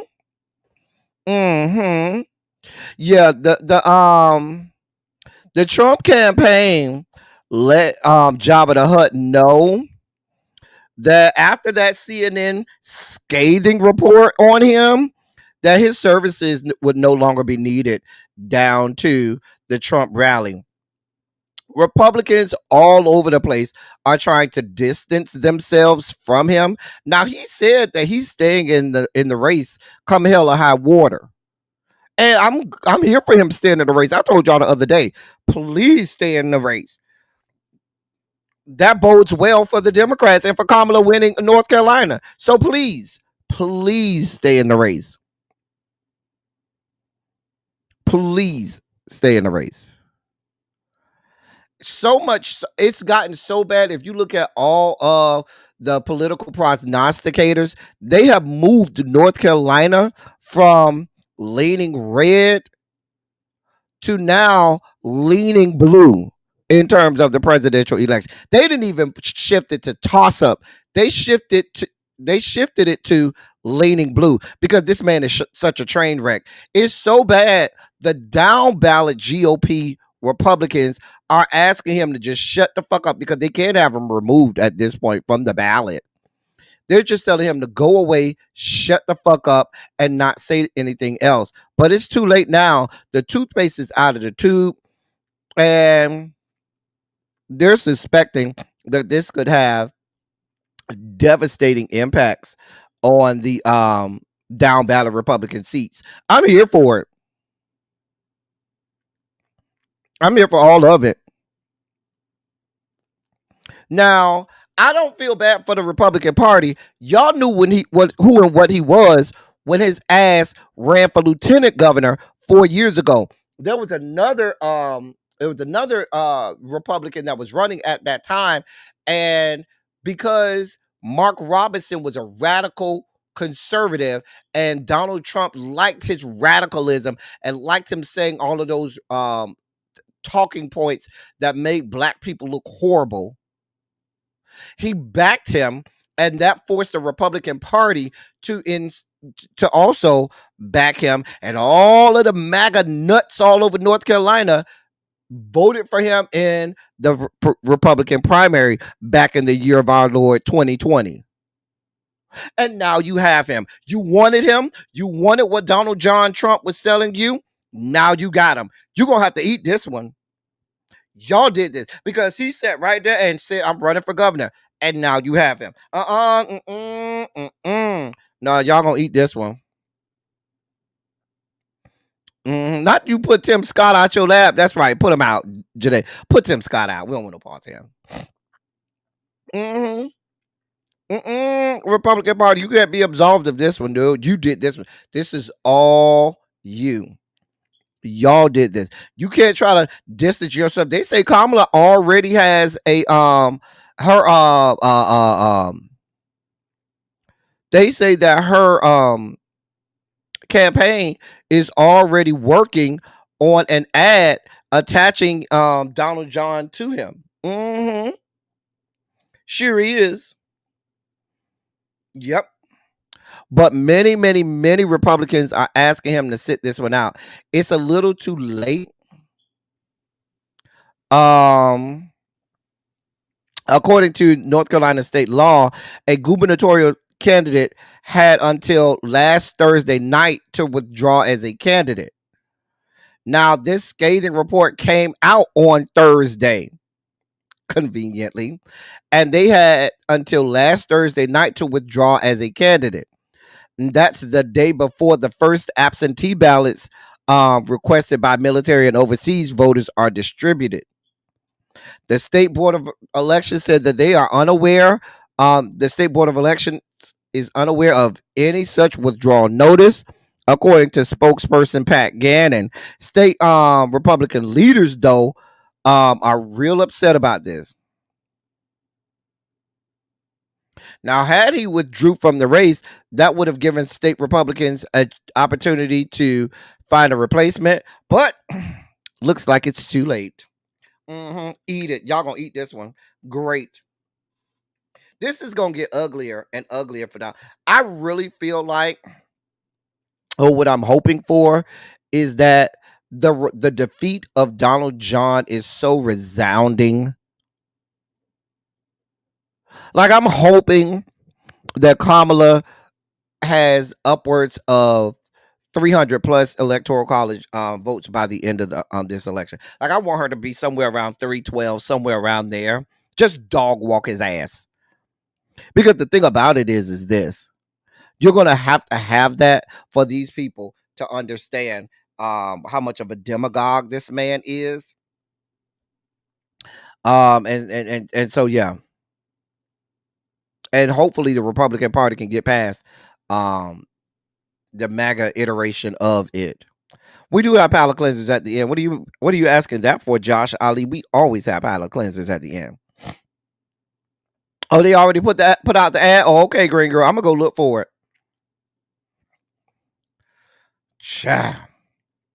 Anyway, sir, go with God. So I saw this story yesterday.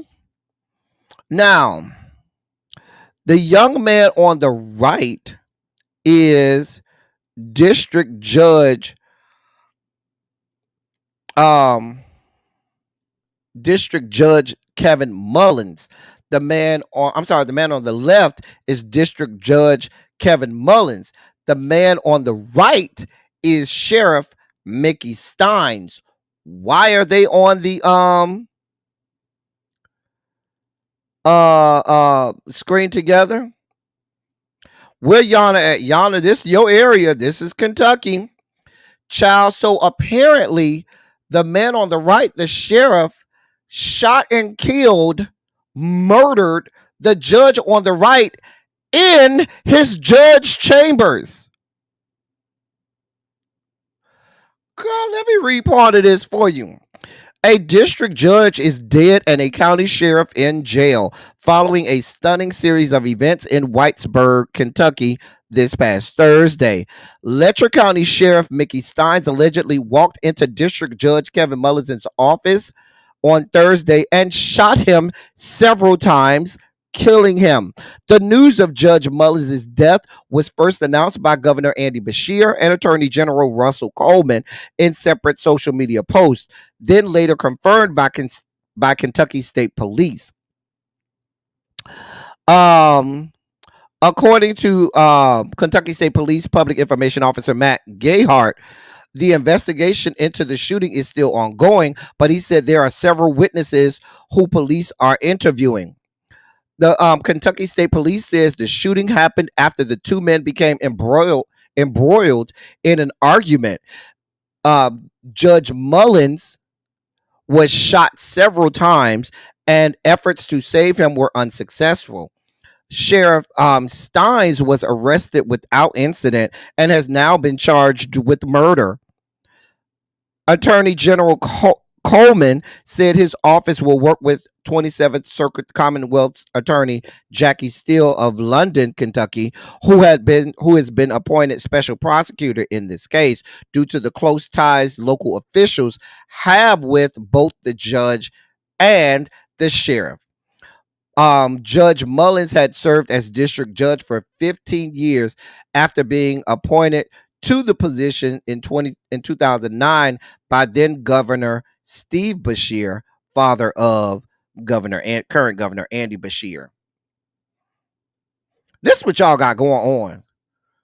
This is what y'all got going on. This is what y'all got going on. This is what y'all got going on. And you know this is in Trump country. This is in Trump country. Now, there are allegations about what the motive and all of that stuff, but this is the sheriff of that county. So they're going to allow him to get into anywhere. You don't frisk the sitting sheriff of a county. You don't ask the sitting sheriff of any county, "Oh, we put your weapons away." You don't. That's the sheriff of that county. So he walked right on in there, walked right into the governor's chambers and shot that man. This is out of order. But this is the goddamn criminal justice and penal system and judicial system that we're working with. I'm just saying. Yana, you have any inside details about this, Yana? Cha. Oh, I didn't even see your question, Janae. Am I concerned? I am concerned about the Senate, Janae. What the best case of John Tester is in the fight of his life over there, so that's a Senate seat loss. We know we're losing West Virginia because the current sitting governor of West Virginia is running for that seat, so we know he's going to win that. My concern is the best case scenario is if Debbie McCarcel Powell can pull off that win in Florida. That would be great. That would be great. That could keep us at the 50-50. And then the vice president would be the tying vote. And if Kamala wins, then the Democrats keep the Senate. But if Florida or Texas is also in the margin of error. If either one of them flip, that helps. But I don't know if John Tester is going to win that race. That's too close to call. That is, I don't know about that race with John Tester in Montana. So yes, I'm very worried about the Senate. Very, very worried. There is some hope in Florida and or Texas. That is our hope. I'm not worried about Sherrod Brown in in Ohio or any of the other Democratic seats. Yeah. But yeah. There is TJ, they are saying that there was a case that was on the judge's docket that involved the sheriff. So we'll see.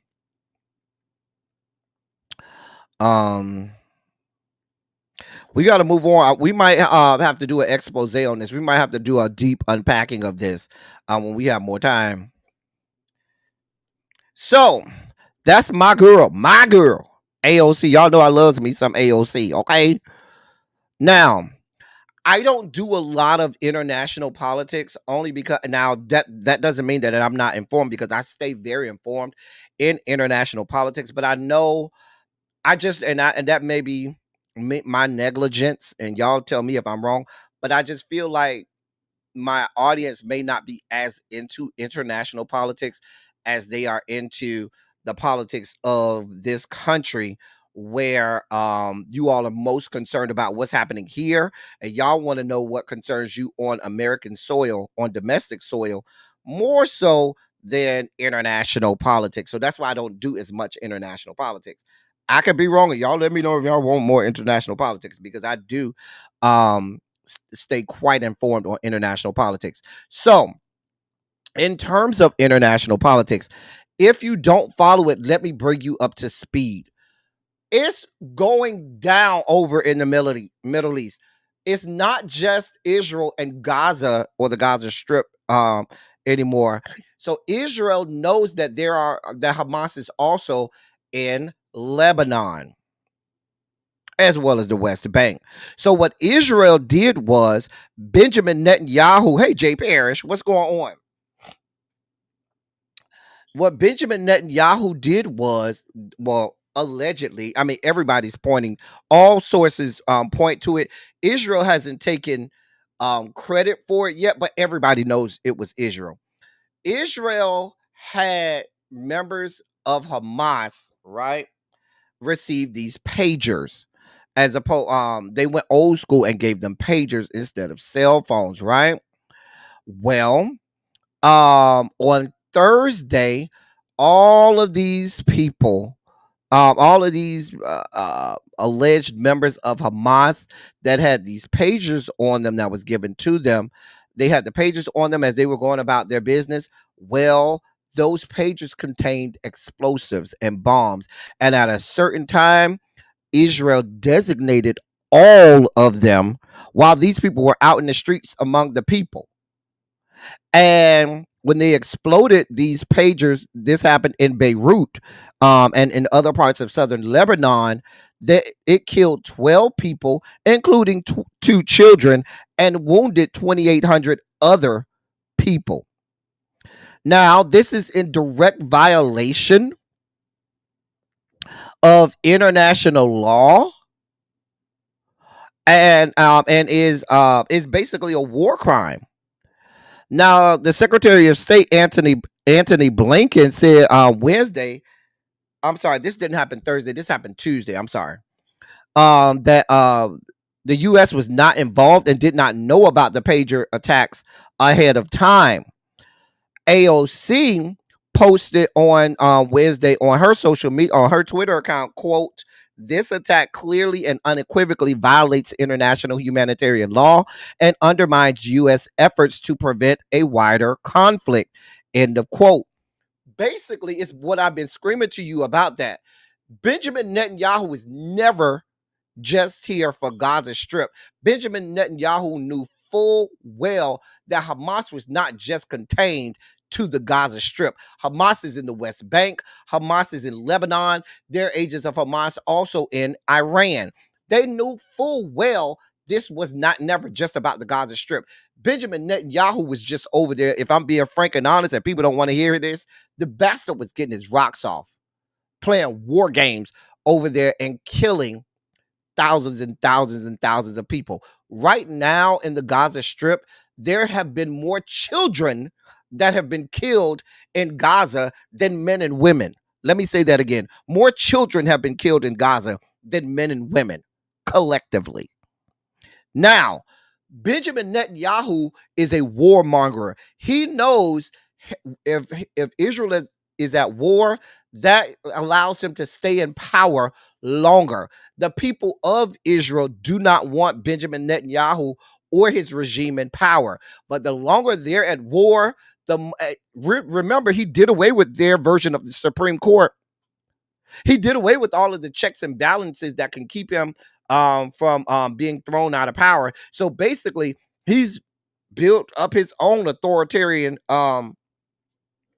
system over there, and the United States government is sanctioning this, continuing to give them weaponry, even though they claim there's this short pause of on the 2,000-pound bomb. They're still giving them all other types of weaponry.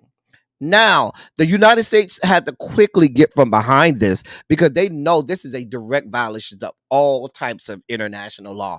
That's why they said we didn't know about this ahead of time. We had nothing to do with this, but this is still your ally who you're giving full-throated support to.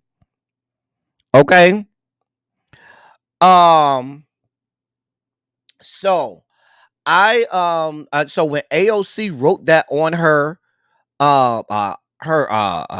social media, that was seen as anti-Semitic. Now, a lot of people that throw these anti-Semitic labels on people are not well versed on really what's going on, because what's going on over there did not start on October 7th. And anytime you hear somebody when they talk about this stuff and they go directly to October 7th, stop listening to them, because these are people who are ill-informed on what the fuck is going on over there in the Middle East, in the Middle East. And everything that they're about to say to you is being said from a skewed and jaded view of what's really going on over there. That's why I get so upset with Kamala when they ask her about this, and the first thing she says is on October 7th, because that can't be your starting point to start talking about this, because this didn't begin then. Well, when AOC put that on her social media about how wrong that was, the people got upset, and now her house office was tagged with blood splattered signs accusing her of supporting terrorism. All because she condemned Israel for these explosions across Lebanon. Quote, yesterday, my house office was tagged with blood splattered signs accusing me of supporting terrorism after I questioned the pager operation, which clearly runs counter to U.S. policy. End of quote. That's what she wrote on Twitter yesterday. Now, this pager explosion situation is a violation of U.S. policy, is a violation of international law, and is a war crime. However, that still has not stopped the United States government from giving full-throated support verbally in the forms of money and armor to Israel, because they always start by saying we will always support Israel's right to defend itself. This isn't Israel defending itself. This is Israel out here committing war crimes. Now, Israel and Benjamin Netanyahu, who do have inside information on the U.S., might, if the U.S. really did try to come out and say, "Oh, y'all can't do this. This is a war crime," I'm sure Benjamin Netanyahu would come out and say, "This is really rich. You forgot when President George W. Bush was in power, and y'all had war crimes going on over there in Iraq and in Guantanamo Bay." And there's still war crimes going on in Guantanamo Bay as we speak. Y'all got war crimes going on all over the world, United States. So it's really rich for y'all to accuse us of that. But I'm just saying, I ain't gonna get into that. But that's what's going on. Israel has attacked Iran. You know that's not gonna go without being, retaliated. Israel has now attacked Lebanon. They're over there continuously. People only talk about them continuously bombing the Gaza Strip. They've been continuously bombing the West Bank as well. So it's a whole shit show over there. Bibi Netanyahu is over there getting his rocks off. And we will unfortunately be drugged into probably something that I'm not trying to be hyperbolic, but could really set off a world war. It really could.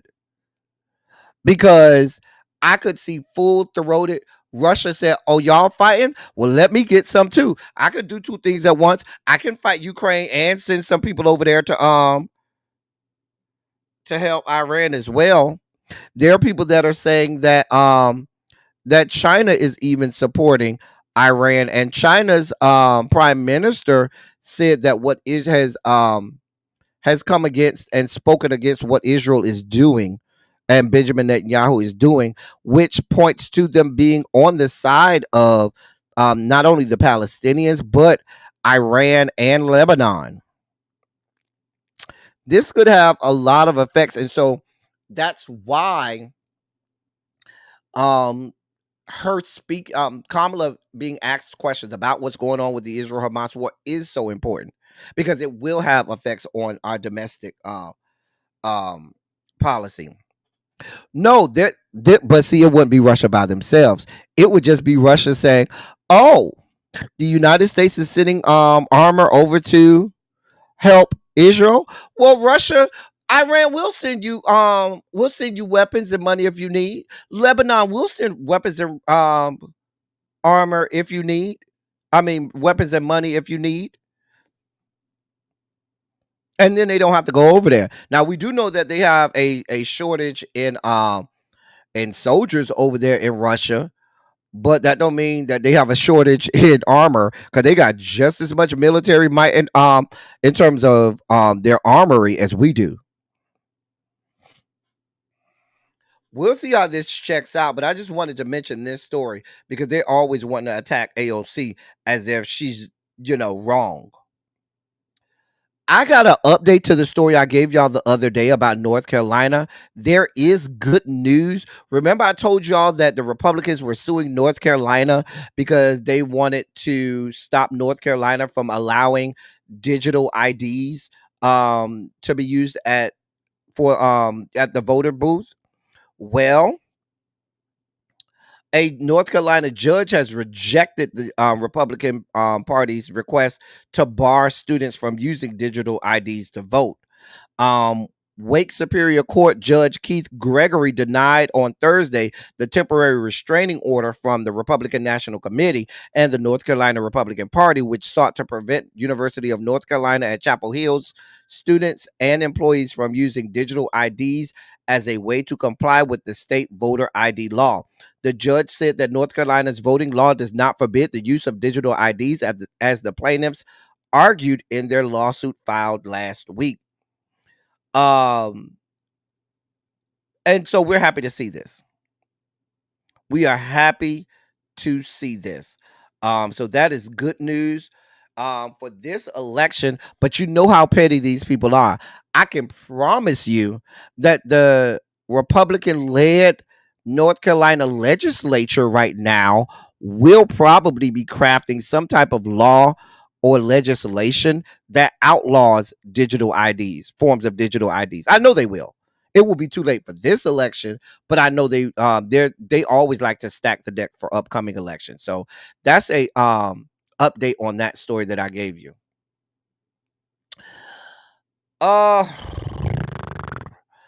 So y'all know on the left you have one of my favorites, Dr. Michael Eric Dyson.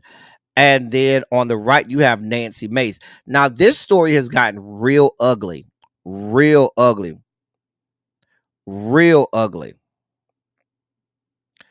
So, Nancy Mace is a member of Congress. If you remember, she was on CNN. There was that viral video of her mispronouncing Kamala's name and Michael Eric Dyson dog walking her about how that leans into racist tropes.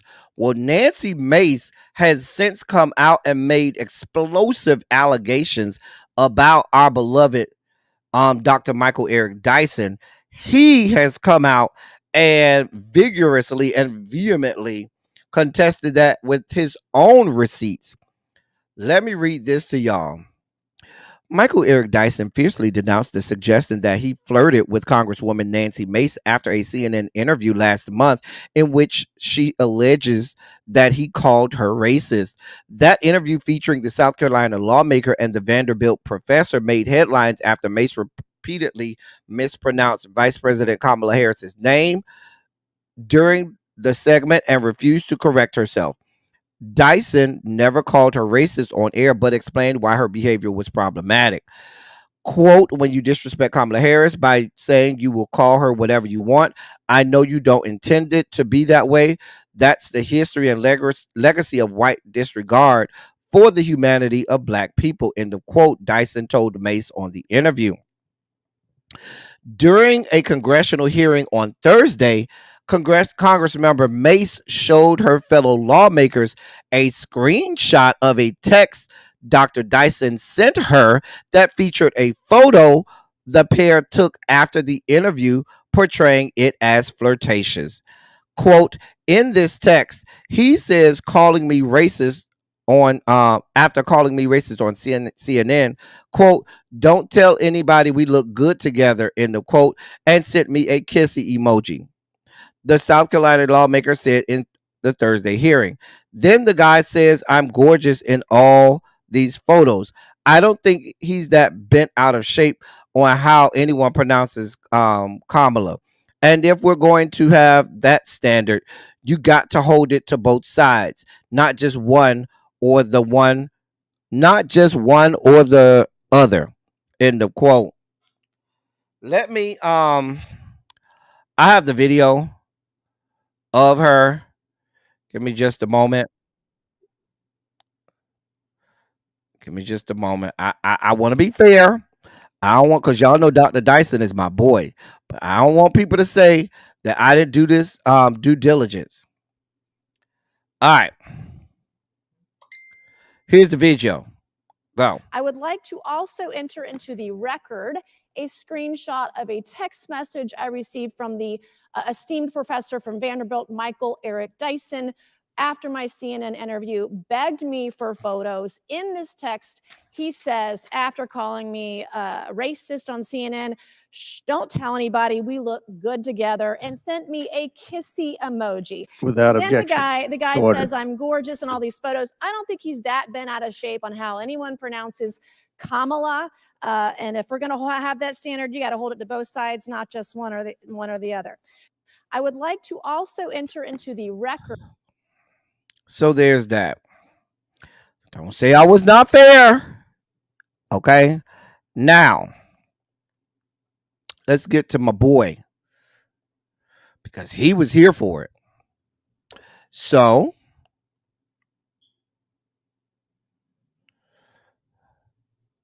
Dr. Dyson posted a response on Instagram. He was visibly upset.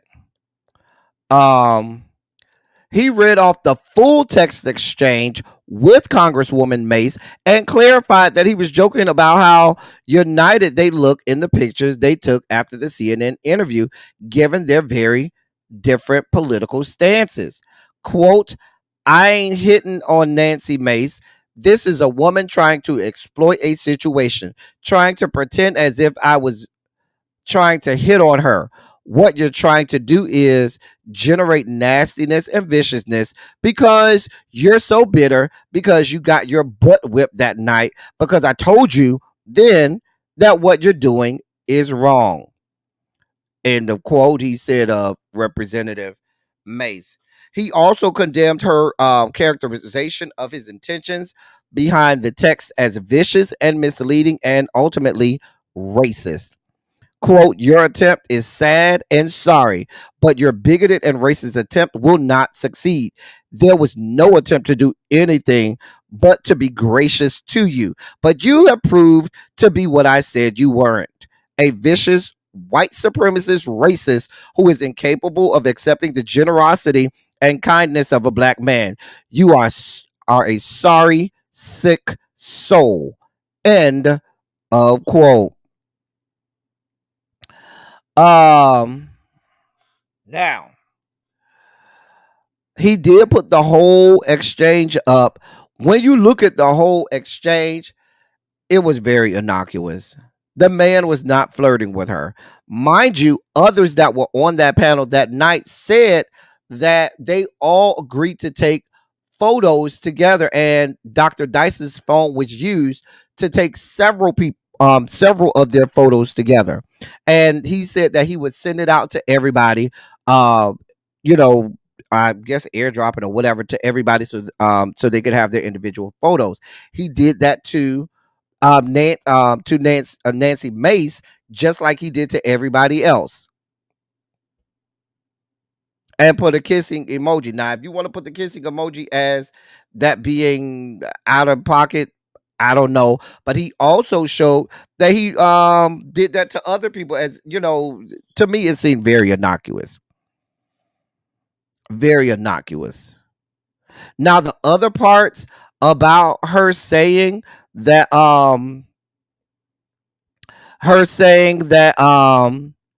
he said that she's gorgeous in all of her photos. There's no evidence of that. There's none of that anywhere. She doesn't have any evidence of that. He doesn't have anything of that. That's just some sauce that she added on there to help her argument. So there's that. The man is happily married and wants no parts of Nancy Mace. Yeah, I think that putting that kissing emoji on there was a misstep on his part, and hopefully he sees you cannot play nice with these. I keep telling y'all, you cannot play nice with people who don't play nicely. These people on the other side are the worst forms of us, and you cannot be over there talking about, oh, I'm gonna just try to, be nice and play nice with these people. It was a bad thing for you to say, well, I'm not calling you racist. No, you should have came right out and called her. You are a racist bastard. You shouldn't have been nice to her. No, we don't need to take pictures together because you're vile. You can't try to be nice to these people, because anytime you try to be nice to these people, they take it and they will use it. They will contort it and they will spin it to make it, to use it for their own gain. A mess. You need not be trying to joke with these people or play nice with these people, because they have shown they cannot be trusted. That's my advice to my boy. I believe Dr. Dyson. We got to move on. This is a good sugar spiky story. A former black UPS driver was awarded $238 million by a jury in Yakima, Washington last week for damages he suffered in a lawsuit alleging racial discrimination and a hostile work environment at UPS.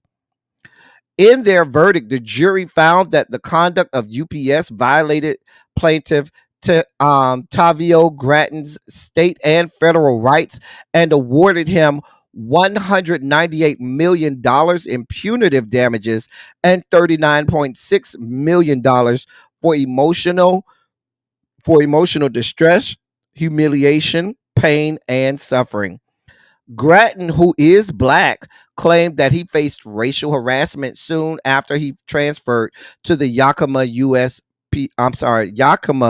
UPS Center in 2018, and that he faced ongoing racial discriminatory treatment and retaliation from his supervisors after complaining about it, ultimately leading to his unlawful firing in 2021.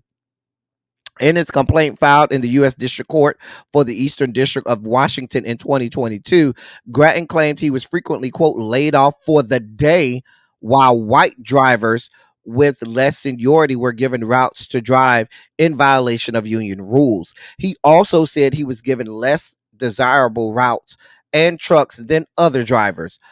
A manager, Sam O'Rourke, who is white, repeatedly referred to him as boy. he alleges, including one day when O'Rourke accompanied him on a ride along to observe his performance. Throughout the day, Grattan said the supervisor barked orders at him and made demeaning comments such as, "Move faster, boy, let's go." I'm sorry, quote, "Move faster, boy, let's go," end of quote.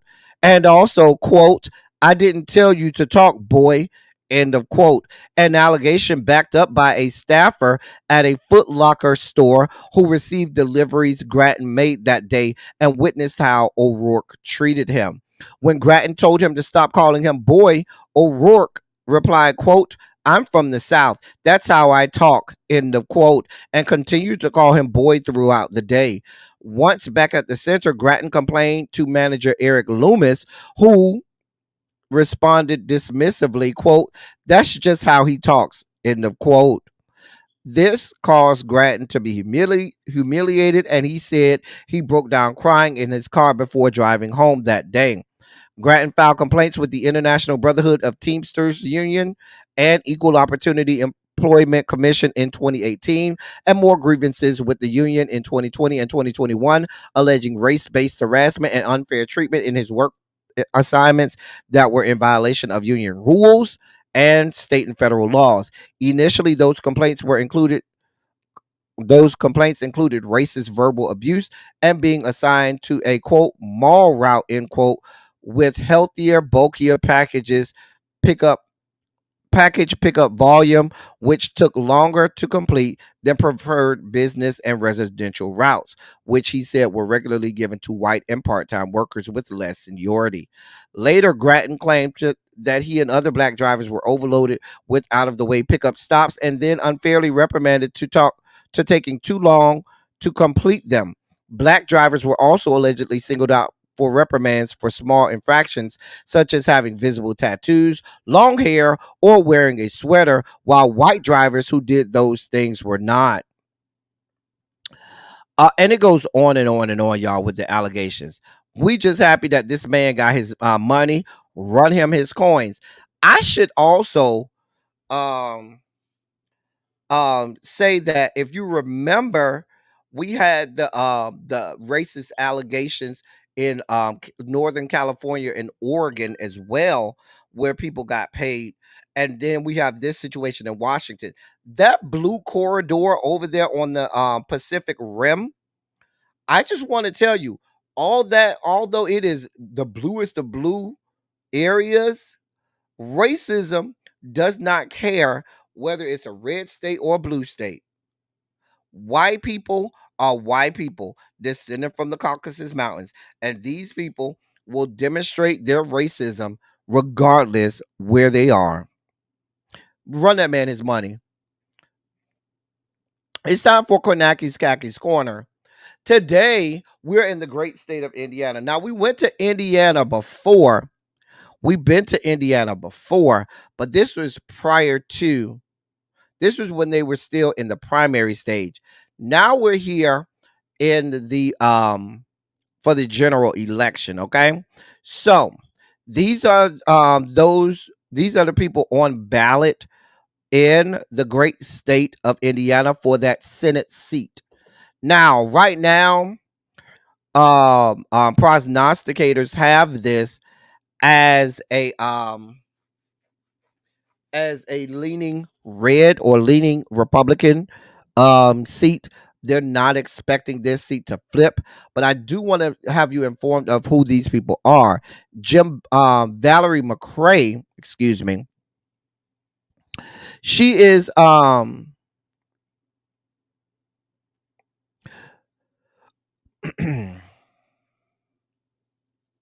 excuse me.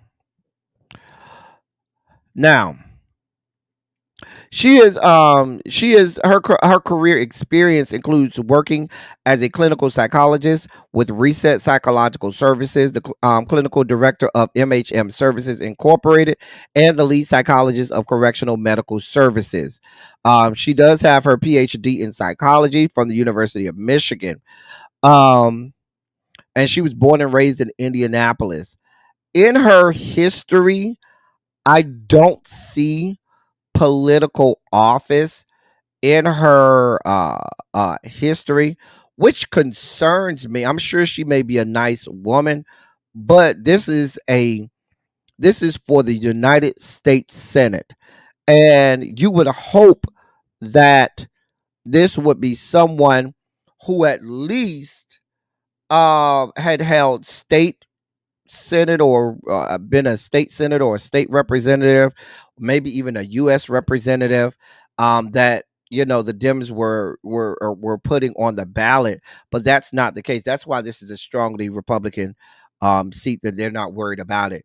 Jim Banks, who is the Republican and who is slated to win, is a sitting member of Congress. He represents Indiana's 3rd district in the U.S. House of Representatives. And he was elected in the he was first elected in the 2016 election, and has been a sitting member of Congress since then. He garnered almost 65% of the vote in that 2016 election. So he is a member of Congress, but he's running for that Senate seat. We fully suspect that he'll win, but to the Dems, y'all got to do better with putting people in these seats that have a better chance at winning. Put somebody with some political background. Y'all don't have the Democratic chair, within y'all state legislature that could have ran for this seat. Like, y'all got to do better. But what happens is in some of these states, the Democratic Party becomes apathetic when they feel like there's no chance of them winning, and they shouldn't be that way. They should play the long game and start to, chip away at this thing, so that, in succeeding elections, they can have the chance of perhaps flipping. But that's that. We do have video breakdowns today. I got how many videos I got? I think I got 2 videos today. 2 videos today in our video breakdown. Here's the first one. Hey besties, we're in our library era. Slay. We low-key cooked here. Slay. You can check out some fire games here, no cap. Slay. It's giving brat. These guys in this book have that fire riz. Slay. Like, yes, go off queen. We ate, we left no crumbs. I thought that was real cute. I thought that was real cute with the librarian when she said, we ate, we left no crumbs. I thought that was real cute. Real cute.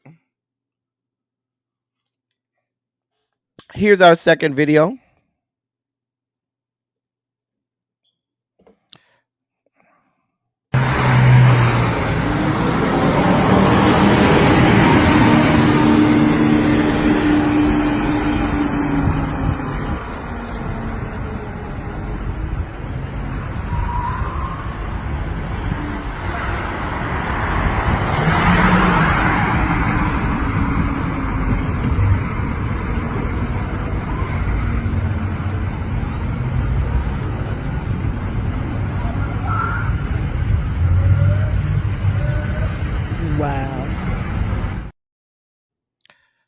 That young man said, you will not get me with the repo.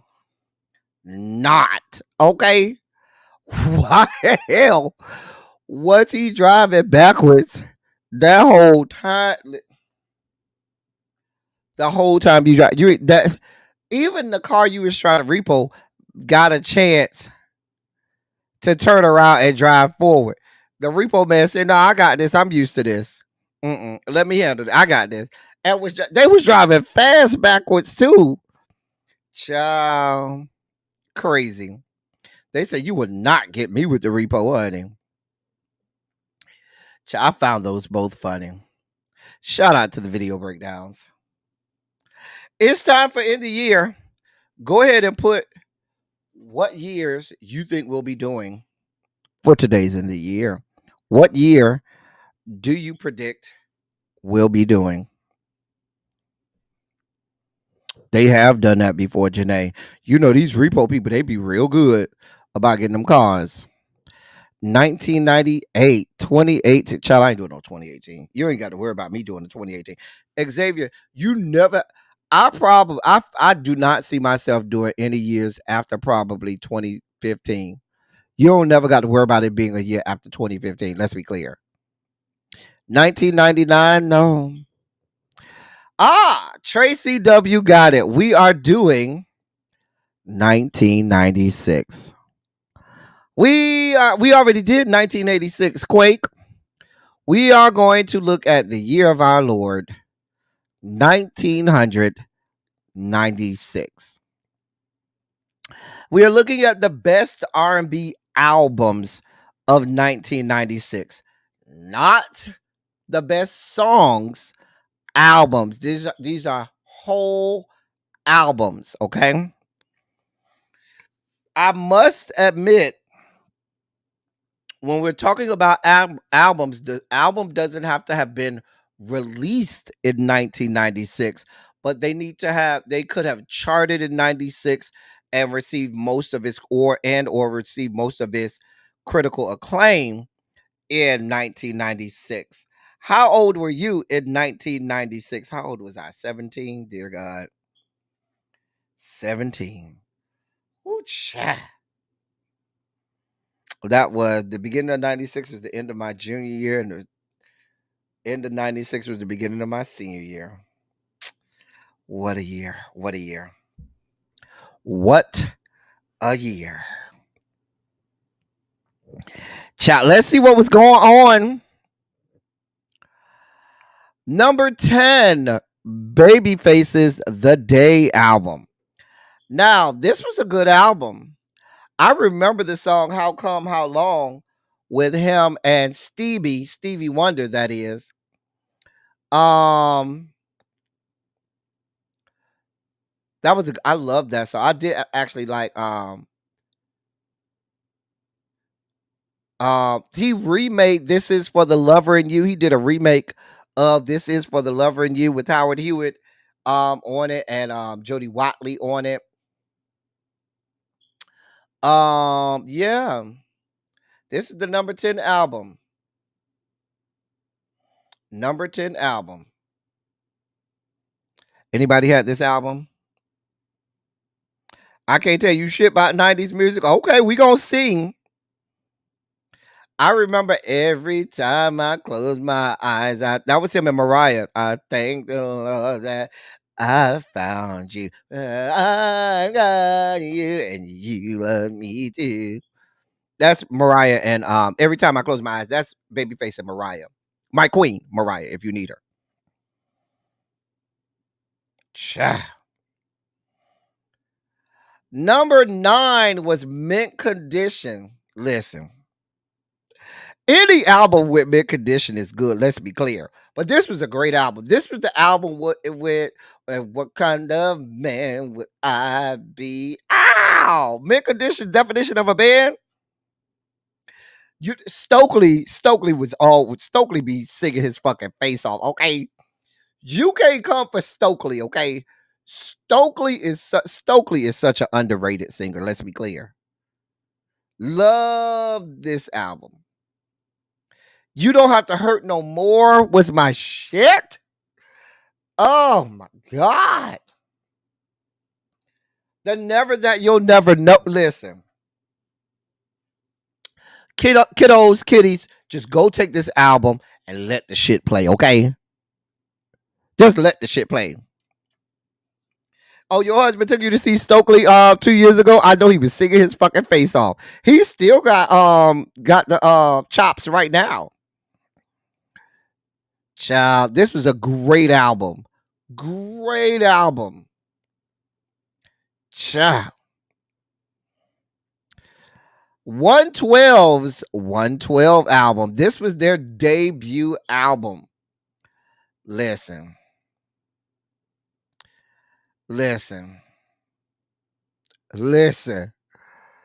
Oh my God.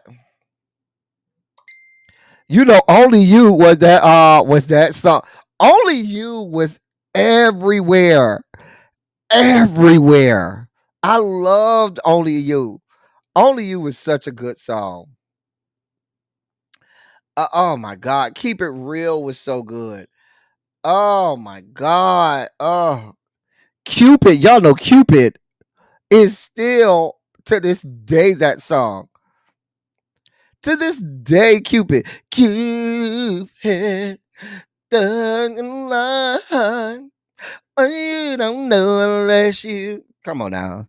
Give it a try. Yeah. Come on now. Come on now. Yeah, this whole album was good. The whole album was good. Let's be clear. A great album. A great album. You give a personal shout outs to Deron Jones. That was your boo. That was your boo thing. You was in love with Harold. Cupid is a great song, Quake. Only You was a jam. Listen, that shit used to come on. And listen, it was a bop. That was a jam. You slipping down memory lane, Janae? Ciao. Hey, Demetria. Number 7, Total. Can't you see what you do to me? Our love was meant to be. You were made for me. Ooh, can't you see what you do to me? Oh. You know, Pam, I don't care what nobody say. She's a lesbian. No One Else was a big hit too. Send something. No One Else was a big hit for you. Kissing you is all that I've been thinking of. This album was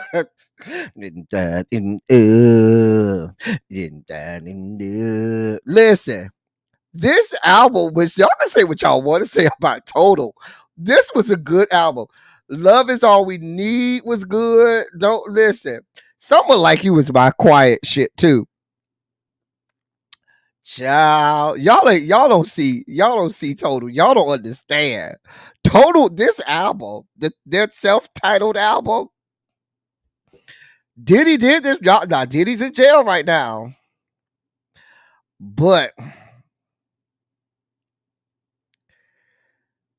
Diddy did this album. I'm just gonna tell you. I'm just saying.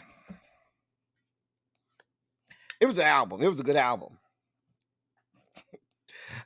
Sean Combs' arrest notwithstanding. There's a lot of good songs from this album. Y'all better go get it. Number 6, New Beginning. Oh, I love this album. My favorite song on this album is You're the One. When indeed. Sing, Coco. When it yeah. Cause you're the one for me. Oh, I know that you were someone else. Listen. Where is the Love was my shit. What was my other song? What's It Gonna Be was my shit. Oh my God, I loved this album. Loved this album. Use Your Heart was a jam. Use Your Heart was a jam. Listen. This was a sickening album. Listen, let me tell y'all. This was right before they broke up. Because, you know, after this album, they broke up. And that's when Coco went and did the solo album. Great album. Great album.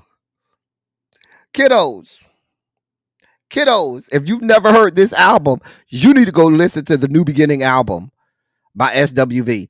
Awesome album. Fire. And that's number 6. Number 5, Aaliyah, 1 in a Million. Now, some people might say her last album was her best album. I'm going to tell you this was her best album. This is Aaliyah's best album. 1 in a Million. Just is a 1 in a million. I'll go on and on and on. You give. Hell, I'll say 96, 97 was a good year for me.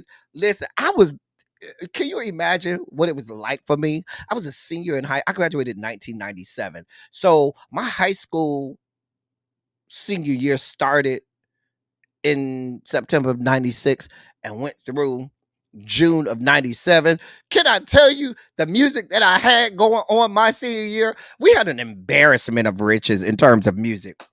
Aaliyah was actually at my grad night. Now in Florida, we used to have grad night, which is for our senior class. They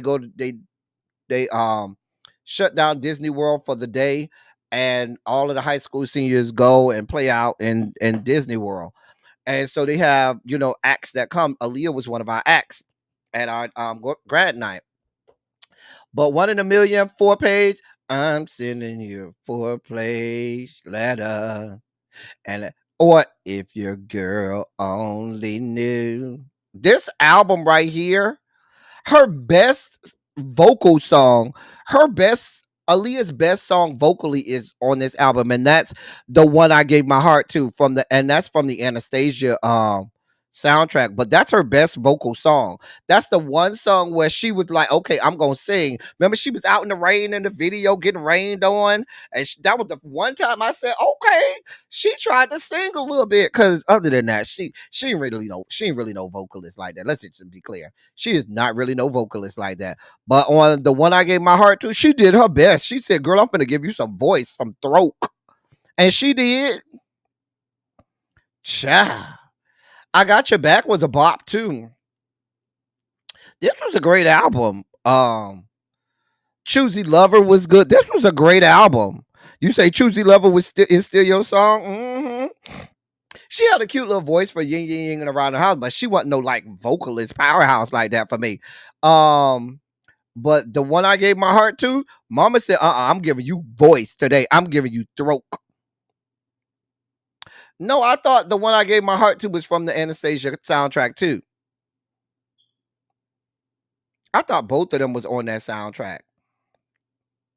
Anyway, I could be wrong. I don't know. I thought both songs was on the soundtrack. However, that's the only song that she tried to sing on. I'm just saying. She had a delicate voice. That's what we call it now. Delicate. That's number 5. Number 4, listen. This album right here. This was the first Dru Hill album. Let me help you understand something. This album right here. Let me help you understand. This album right here. This Dru Hill album. Don't owe me nothing. Don't owe me nothing. You press play and you let the shit go. The whole album, all 14 tracks, you just let it go. You press play and let that shit go. This is number 4. Listen, of course, everybody knows Tell Me, and whenever you hear Tell Me, you must do the hop. Poor Woody fat ass can't do the hop no more. When you see them on concert, he the only one that can't do the hop. But the rest of them can still do the hop, and the whole crowd does the hop with them. You must do the hop when you hear Tell Me What You Want. I think the last time Woody did the hop was in the actual video. His big ass can't hop no more. Never make a promise, cause I never make a promise that I can keep. Oh God, that was my shit. April Showers was my shit. In my bed, somebody sleeping in my bed. Now, I got friends who will play 5 Steps on repeat. They will play 5 Steps nonstop. Let the shit play on repeat for hours. 5 Steps was such a big song. 5 Steps from Eternity. 4 steps past love, and 3 wishes. I'm just saying. This whole album,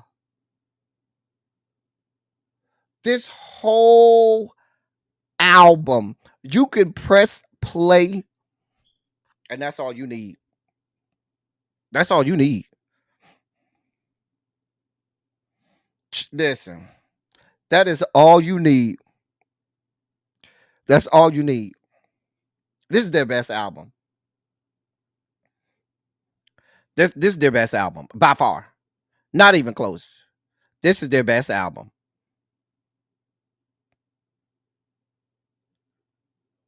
Enter the Drew was a good album, but this to me is their best album. This is their best album to me.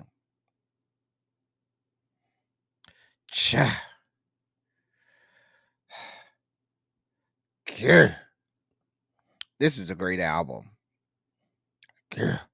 That's number 4. Number 3. Maxwell's Urban Hanks. Listen, this reminds me of freshman year in college, fall 1997.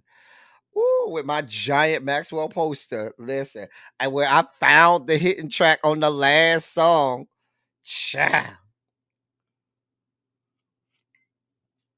Now, if you buy the recent version, they shortened the length of time for the hidden track. So this track list has the version you get now with the hidden track. The older hidden track, I think it was like at the 33rd minute. I think it was like at the 33rd minute of the last track is where the hidden track came. Of course, my favorite song on this is Whenever, Wherever. Whenever, Wherever, Whatever. Even though my favorite version of that song is on the Unplugged album, because if you've never heard Maxwell's Whenever, Wherever, Whatever Unplugged, your life musically has not begun. That is one of the greatest arrangements of any song I've ever heard in my fucking life. The greatest performances I've heard of any song in my fucking life is Maxwell's Unplugged version of Whenever, Wherever, Whatever. But the original song from this album is still such a great, the video was so simplistic. Maxwell and his fine self with the afro, the colors, the cinematography in that video gave you very much late 90s. Oh my God. Something, if it's cool, and we can do a little something. Let me groove with you. And we can kick a little something. Ciao. Of course, Ascension is probably the most famous song on this album, but the whole album, Till the Cops Come Knocking. That was my shit. I have fucked many times. I've had a lot of sex to the song, Till the Cops Come Knocking. If you have not had sex to the song, if that's not in your sex playlist, Till the Cops Come Knocking, something's wrong with you. Sweet Lady is my shit. Listen, it's so many. This whole album, this is a Saturday album for me. This is an album like I probably am gonna play this today. When this desk or whatever comes and I have to put this shit together. When it comes, I'm gonna sit and turn my speakers up, and I'm gonna play this whole album. I'm gonna play a couple notice I said a couple Anita Baker albums. Do you hear me? A couple. Y'all know it's certain songs that go in your sex playlist. Everybody got a sex playlist. You got this in there. You got Janet Jackson, Would You Mind? You have Tevin Campbell's Breakdown in that album. You got D'Angelo's Untitled. I mean, you got a whole y'all know what the sex songs are. Come on now. Everybody got a sex playlist. Just saying. Yeah.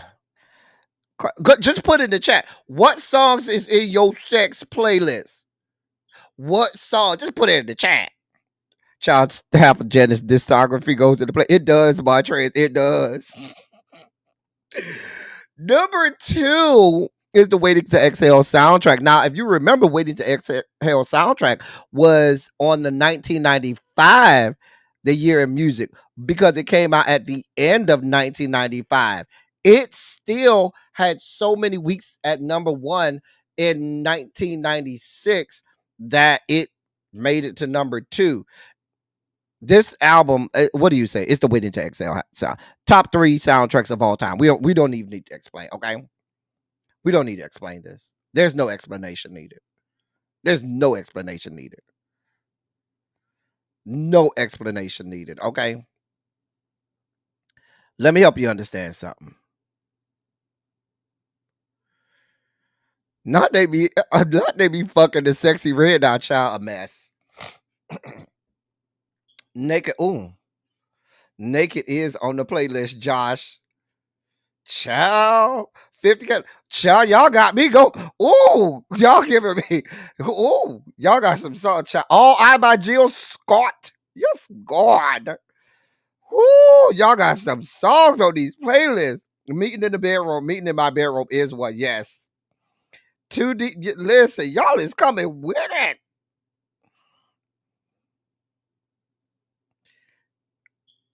Yo, you say our niece was 2 in the car singing, shoot, shoot, shoot, shoot, do. Come on now. Child. Listen, Why Does It Hurt So Bad is in my top 5 Whitney Houston songs. I love Why Does It Hurt So Bad? Why does it hurt so bad? Whenever I hear it. One of my favorite performances of Whitney Houston is, I think it was the BET Award. She's sitting on that stool. She sings Why Does It Hurt So Bad, sitting in that stool with that microphone in her hand and just fucking giving you her fucking throat. I was like, you better sing it, Whitney. I love at the end of Why Does It Hurt So Bad when she says, how about that? This album has the best version of My Funny Valentine of all time. Shaka Khan's My Funny Valentine is the best version. There are some, My Funny Valentine is an old song, decades and decades long. Old song. My Funny Valentine by Shaka Khan on this soundtrack is the greatest version of course, Brandy's Sitting Up in My Room. Sitting Up in My Room is top 5, one of Brandy's best songs. Top 5. If Sitting Up in My Room is not in your top 5 Brandy songs, your top 5 of Brandy is flawed. It's flawed. Where Hate Retha sang It Hurts Like Hell, listen. When Toni Braxton sang Let It Flow, and she hits all them low notes on Let It Flow, when she say, got no cause to look back, I'm looking for me a better day. Toni Braxton went straight baritone and bass on that. She said, everything gonna work out, I know. Everything gonna work out, I know. Let It Flow is my shit, though. Girl. Oh my God. Now y'all love Not Gonna Cry. Not Gonna Cry is not my jam. I'm not a Mary J. Blige. I'm not a huge Mary J. Blige fan. So Not Gonna Cry was fucking everywhere this year, and I couldn't stand it. If I heard 11 years one more time, I thought I was gonna vomit. 11 years. Every time I heard it, I wanted to vomit. I promise you. I wanted to vomit. I'm just being honest.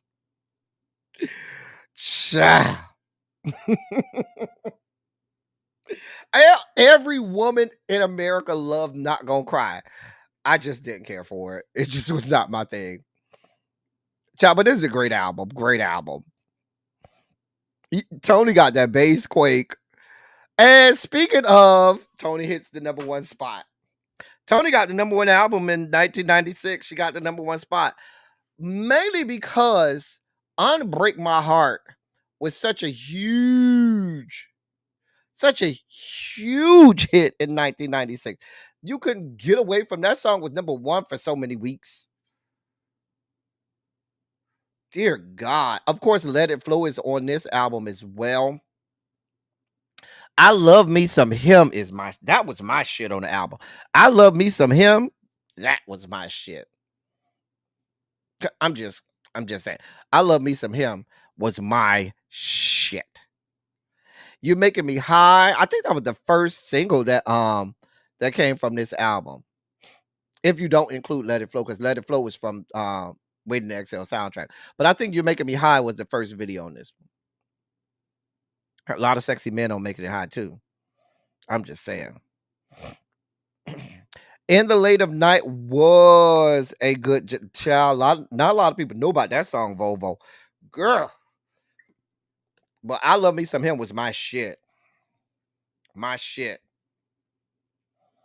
Talking in His Sleep was good too. Mm-hmm.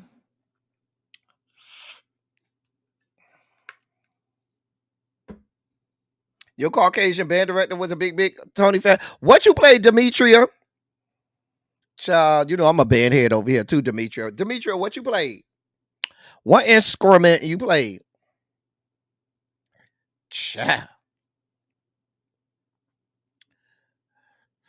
As you can see, Demetria, I was a band head too. You see my March of 100 hat, Demetria, right? You see it. You see my March of 100 alumni band hat. You play clarinet? Okay.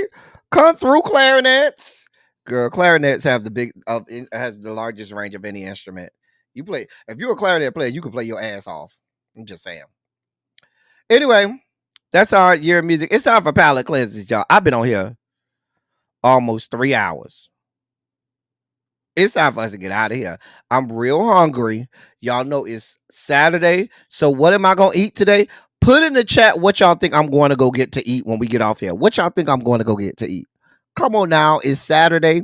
We just had Silly Saturday. What am I going to go eat? I'm going to go eat some crabs. And if you want to contribute to the crab fund, there is the QR code for you to contribute to the crabs. Okay, y'all know I need my crabs. No, I'm not going to eat trade, David. Ow. Girl, if you want to contribute to the crabs, there's the QR code before we get to these good palate cleansers. God. Cause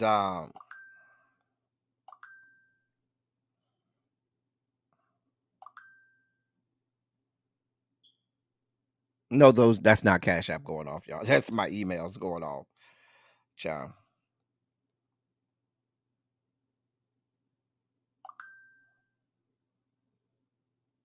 Oh, somebody did send me a Cash App. Thank you.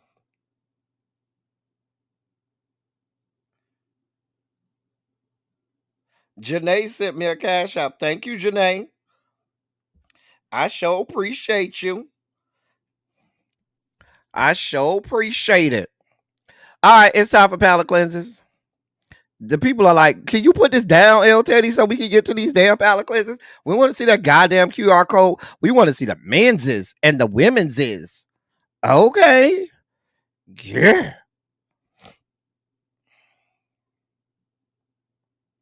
Oh, we starting with a light bright. Mm-hmm.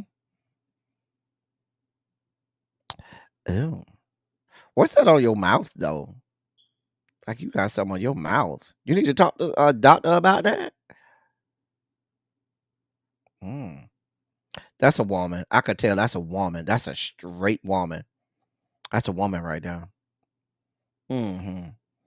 I'm not saying an X chromosome woman, but I'm saying that's one of the girls. Mm-hmm.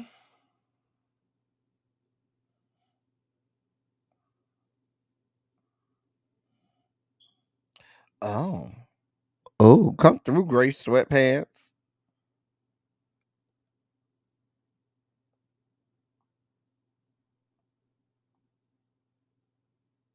I knew I was right.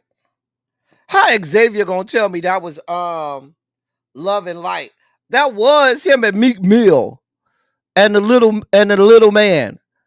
Xavier. Don't make me feel oh, hey pretty. Hey cutie. I knew I was right, Xavier. Xavier tried to make me think I was wrong about that being Meek Mill. Who is my girl? Wait, my girl is trending, Xavier. I don't know what you're talking about. I've been on here, Xavier. I ain't had a chance to look at nothing. I've been on here. What do you want from me? Oh, hey. I've been right here with you. So how I'ma know that my girl is trending?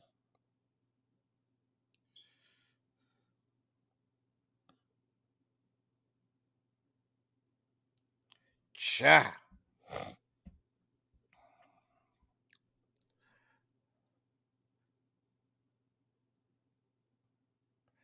Oh. Mm. I'm gonna look at it, Xavier.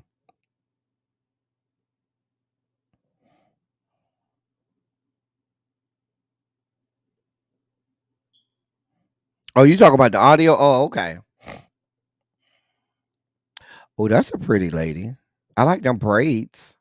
Some real pretty braids. Oh. Mm. Ooh. Oh. We got a lot of ladies today. Oh, Jesus. Mm-hmm. Mm-hmm.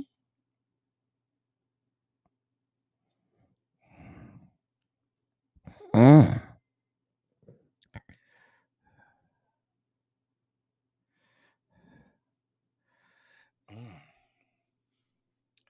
It's some good palate cleansers today. Oh. You got your pants already open for me? Easy access. Them lips is sickening. Mm. Y'all know I love a man, dark skin, glasses, and hair. Child. You say roll back to the silver fox. Oh. Now that is sexy. That right there is sexy. I'm sorry. Oh. Mm. Ugh. Oh. Mm. Cha.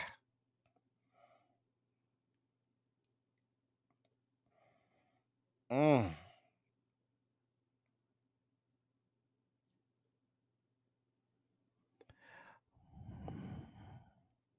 No, you saw when he opened his mouth. I mean, you mean to talk? Oh, okay. Because I was like, his teeth look real good.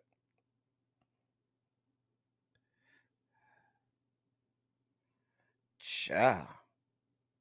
You saw them pearly whites when he smiled at us.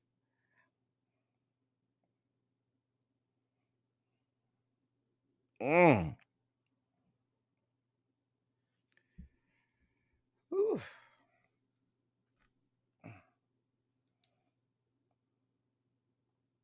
That's a cute swimsuit.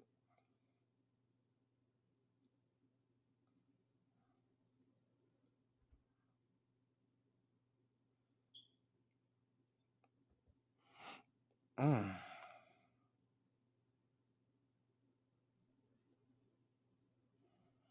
Look at Abby. She'd already put in the members only chat. I'm looking at the members only chat now. She'd already put in their letters to put behind me on the shelf.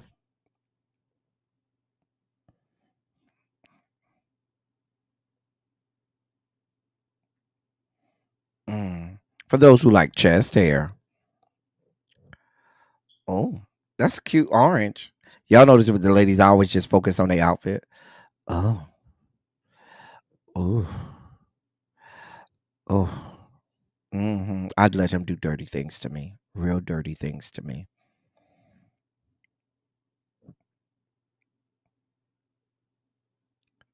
Hey, pretty lady.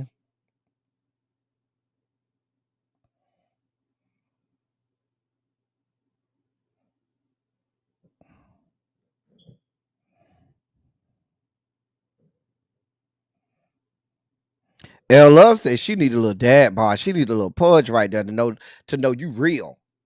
Oh, that's a lot of woman. That's a lot of woman. Oh God, it's a lot of woman. Oh Jesus, God. So what y'all said is I need to have more menses in the palate cleansers. Okay, that's a woman right there too, Xavier. That's a woman.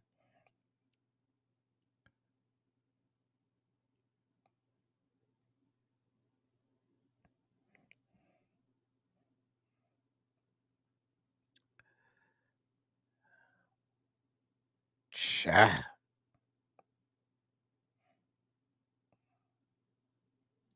Come on, Afro. Hey, man. Y'all know I love me some man. Y'all know. Y'all know how I feel about me some man. Okay. Oh. You better hold that titty. You better hold that titty.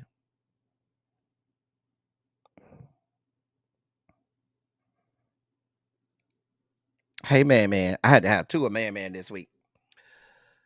All right, y'all. That is this week's edition of Silly Saturday. If anybody wants, there's the QR code. Don't say I ain't put it up there. I did see what y'all put in there about my Queen Janet. I'm gonna have to go talk to her. Let me go sit down and talk to her for a moment.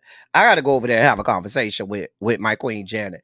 Tell her you need to be sticking to your tours and your upcoming residency. We didn't ask you for all of this, Janet. We didn't ask you to get involved in all of this, Janet. Cha.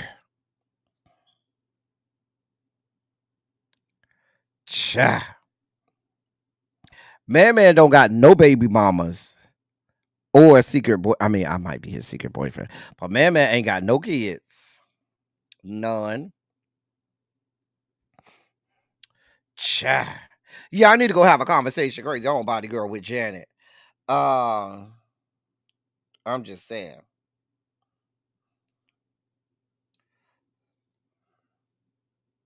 I'm just saying.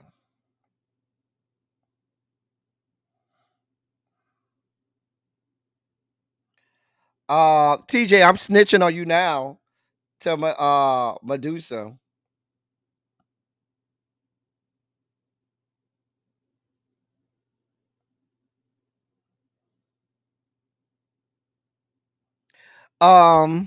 Yeah, I gotta go talk to Janet.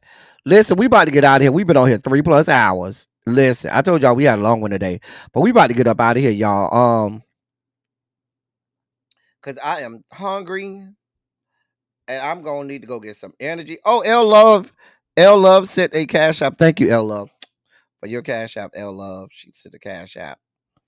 And I need some energy so I could go ahead and have the energy to do my doggone to put this desk together. Go get my crabs. Anyway, as I always say, I love y'all. I love on y'all. Thank you all for being vocal, present, and active. Thank you for doing what you do. Thank you for any and all contributions that you make to the channel. They are much obliged. You did much appreciated. You enjoy every minute, L Love, and I enjoyed you too. Y'all was clowning in the chat today, and we enjoyed it. We loved it. We about to go enjoy the rest of our Saturday. I give your Saturday back to you. Happy anniversary, Yana. Happy anniversary to you, my love. Anybody celebrating a birthday this weekend or a birthday that we missed, happy birthday to you as well. Thank you once again to Janae and L Love for your contributions to the channel. We about to get up out of here. That is all I got for y'all. Listen, that's all I got. Until next time, thank y'all for coming. Y'all drive safely. We out. Love y'all.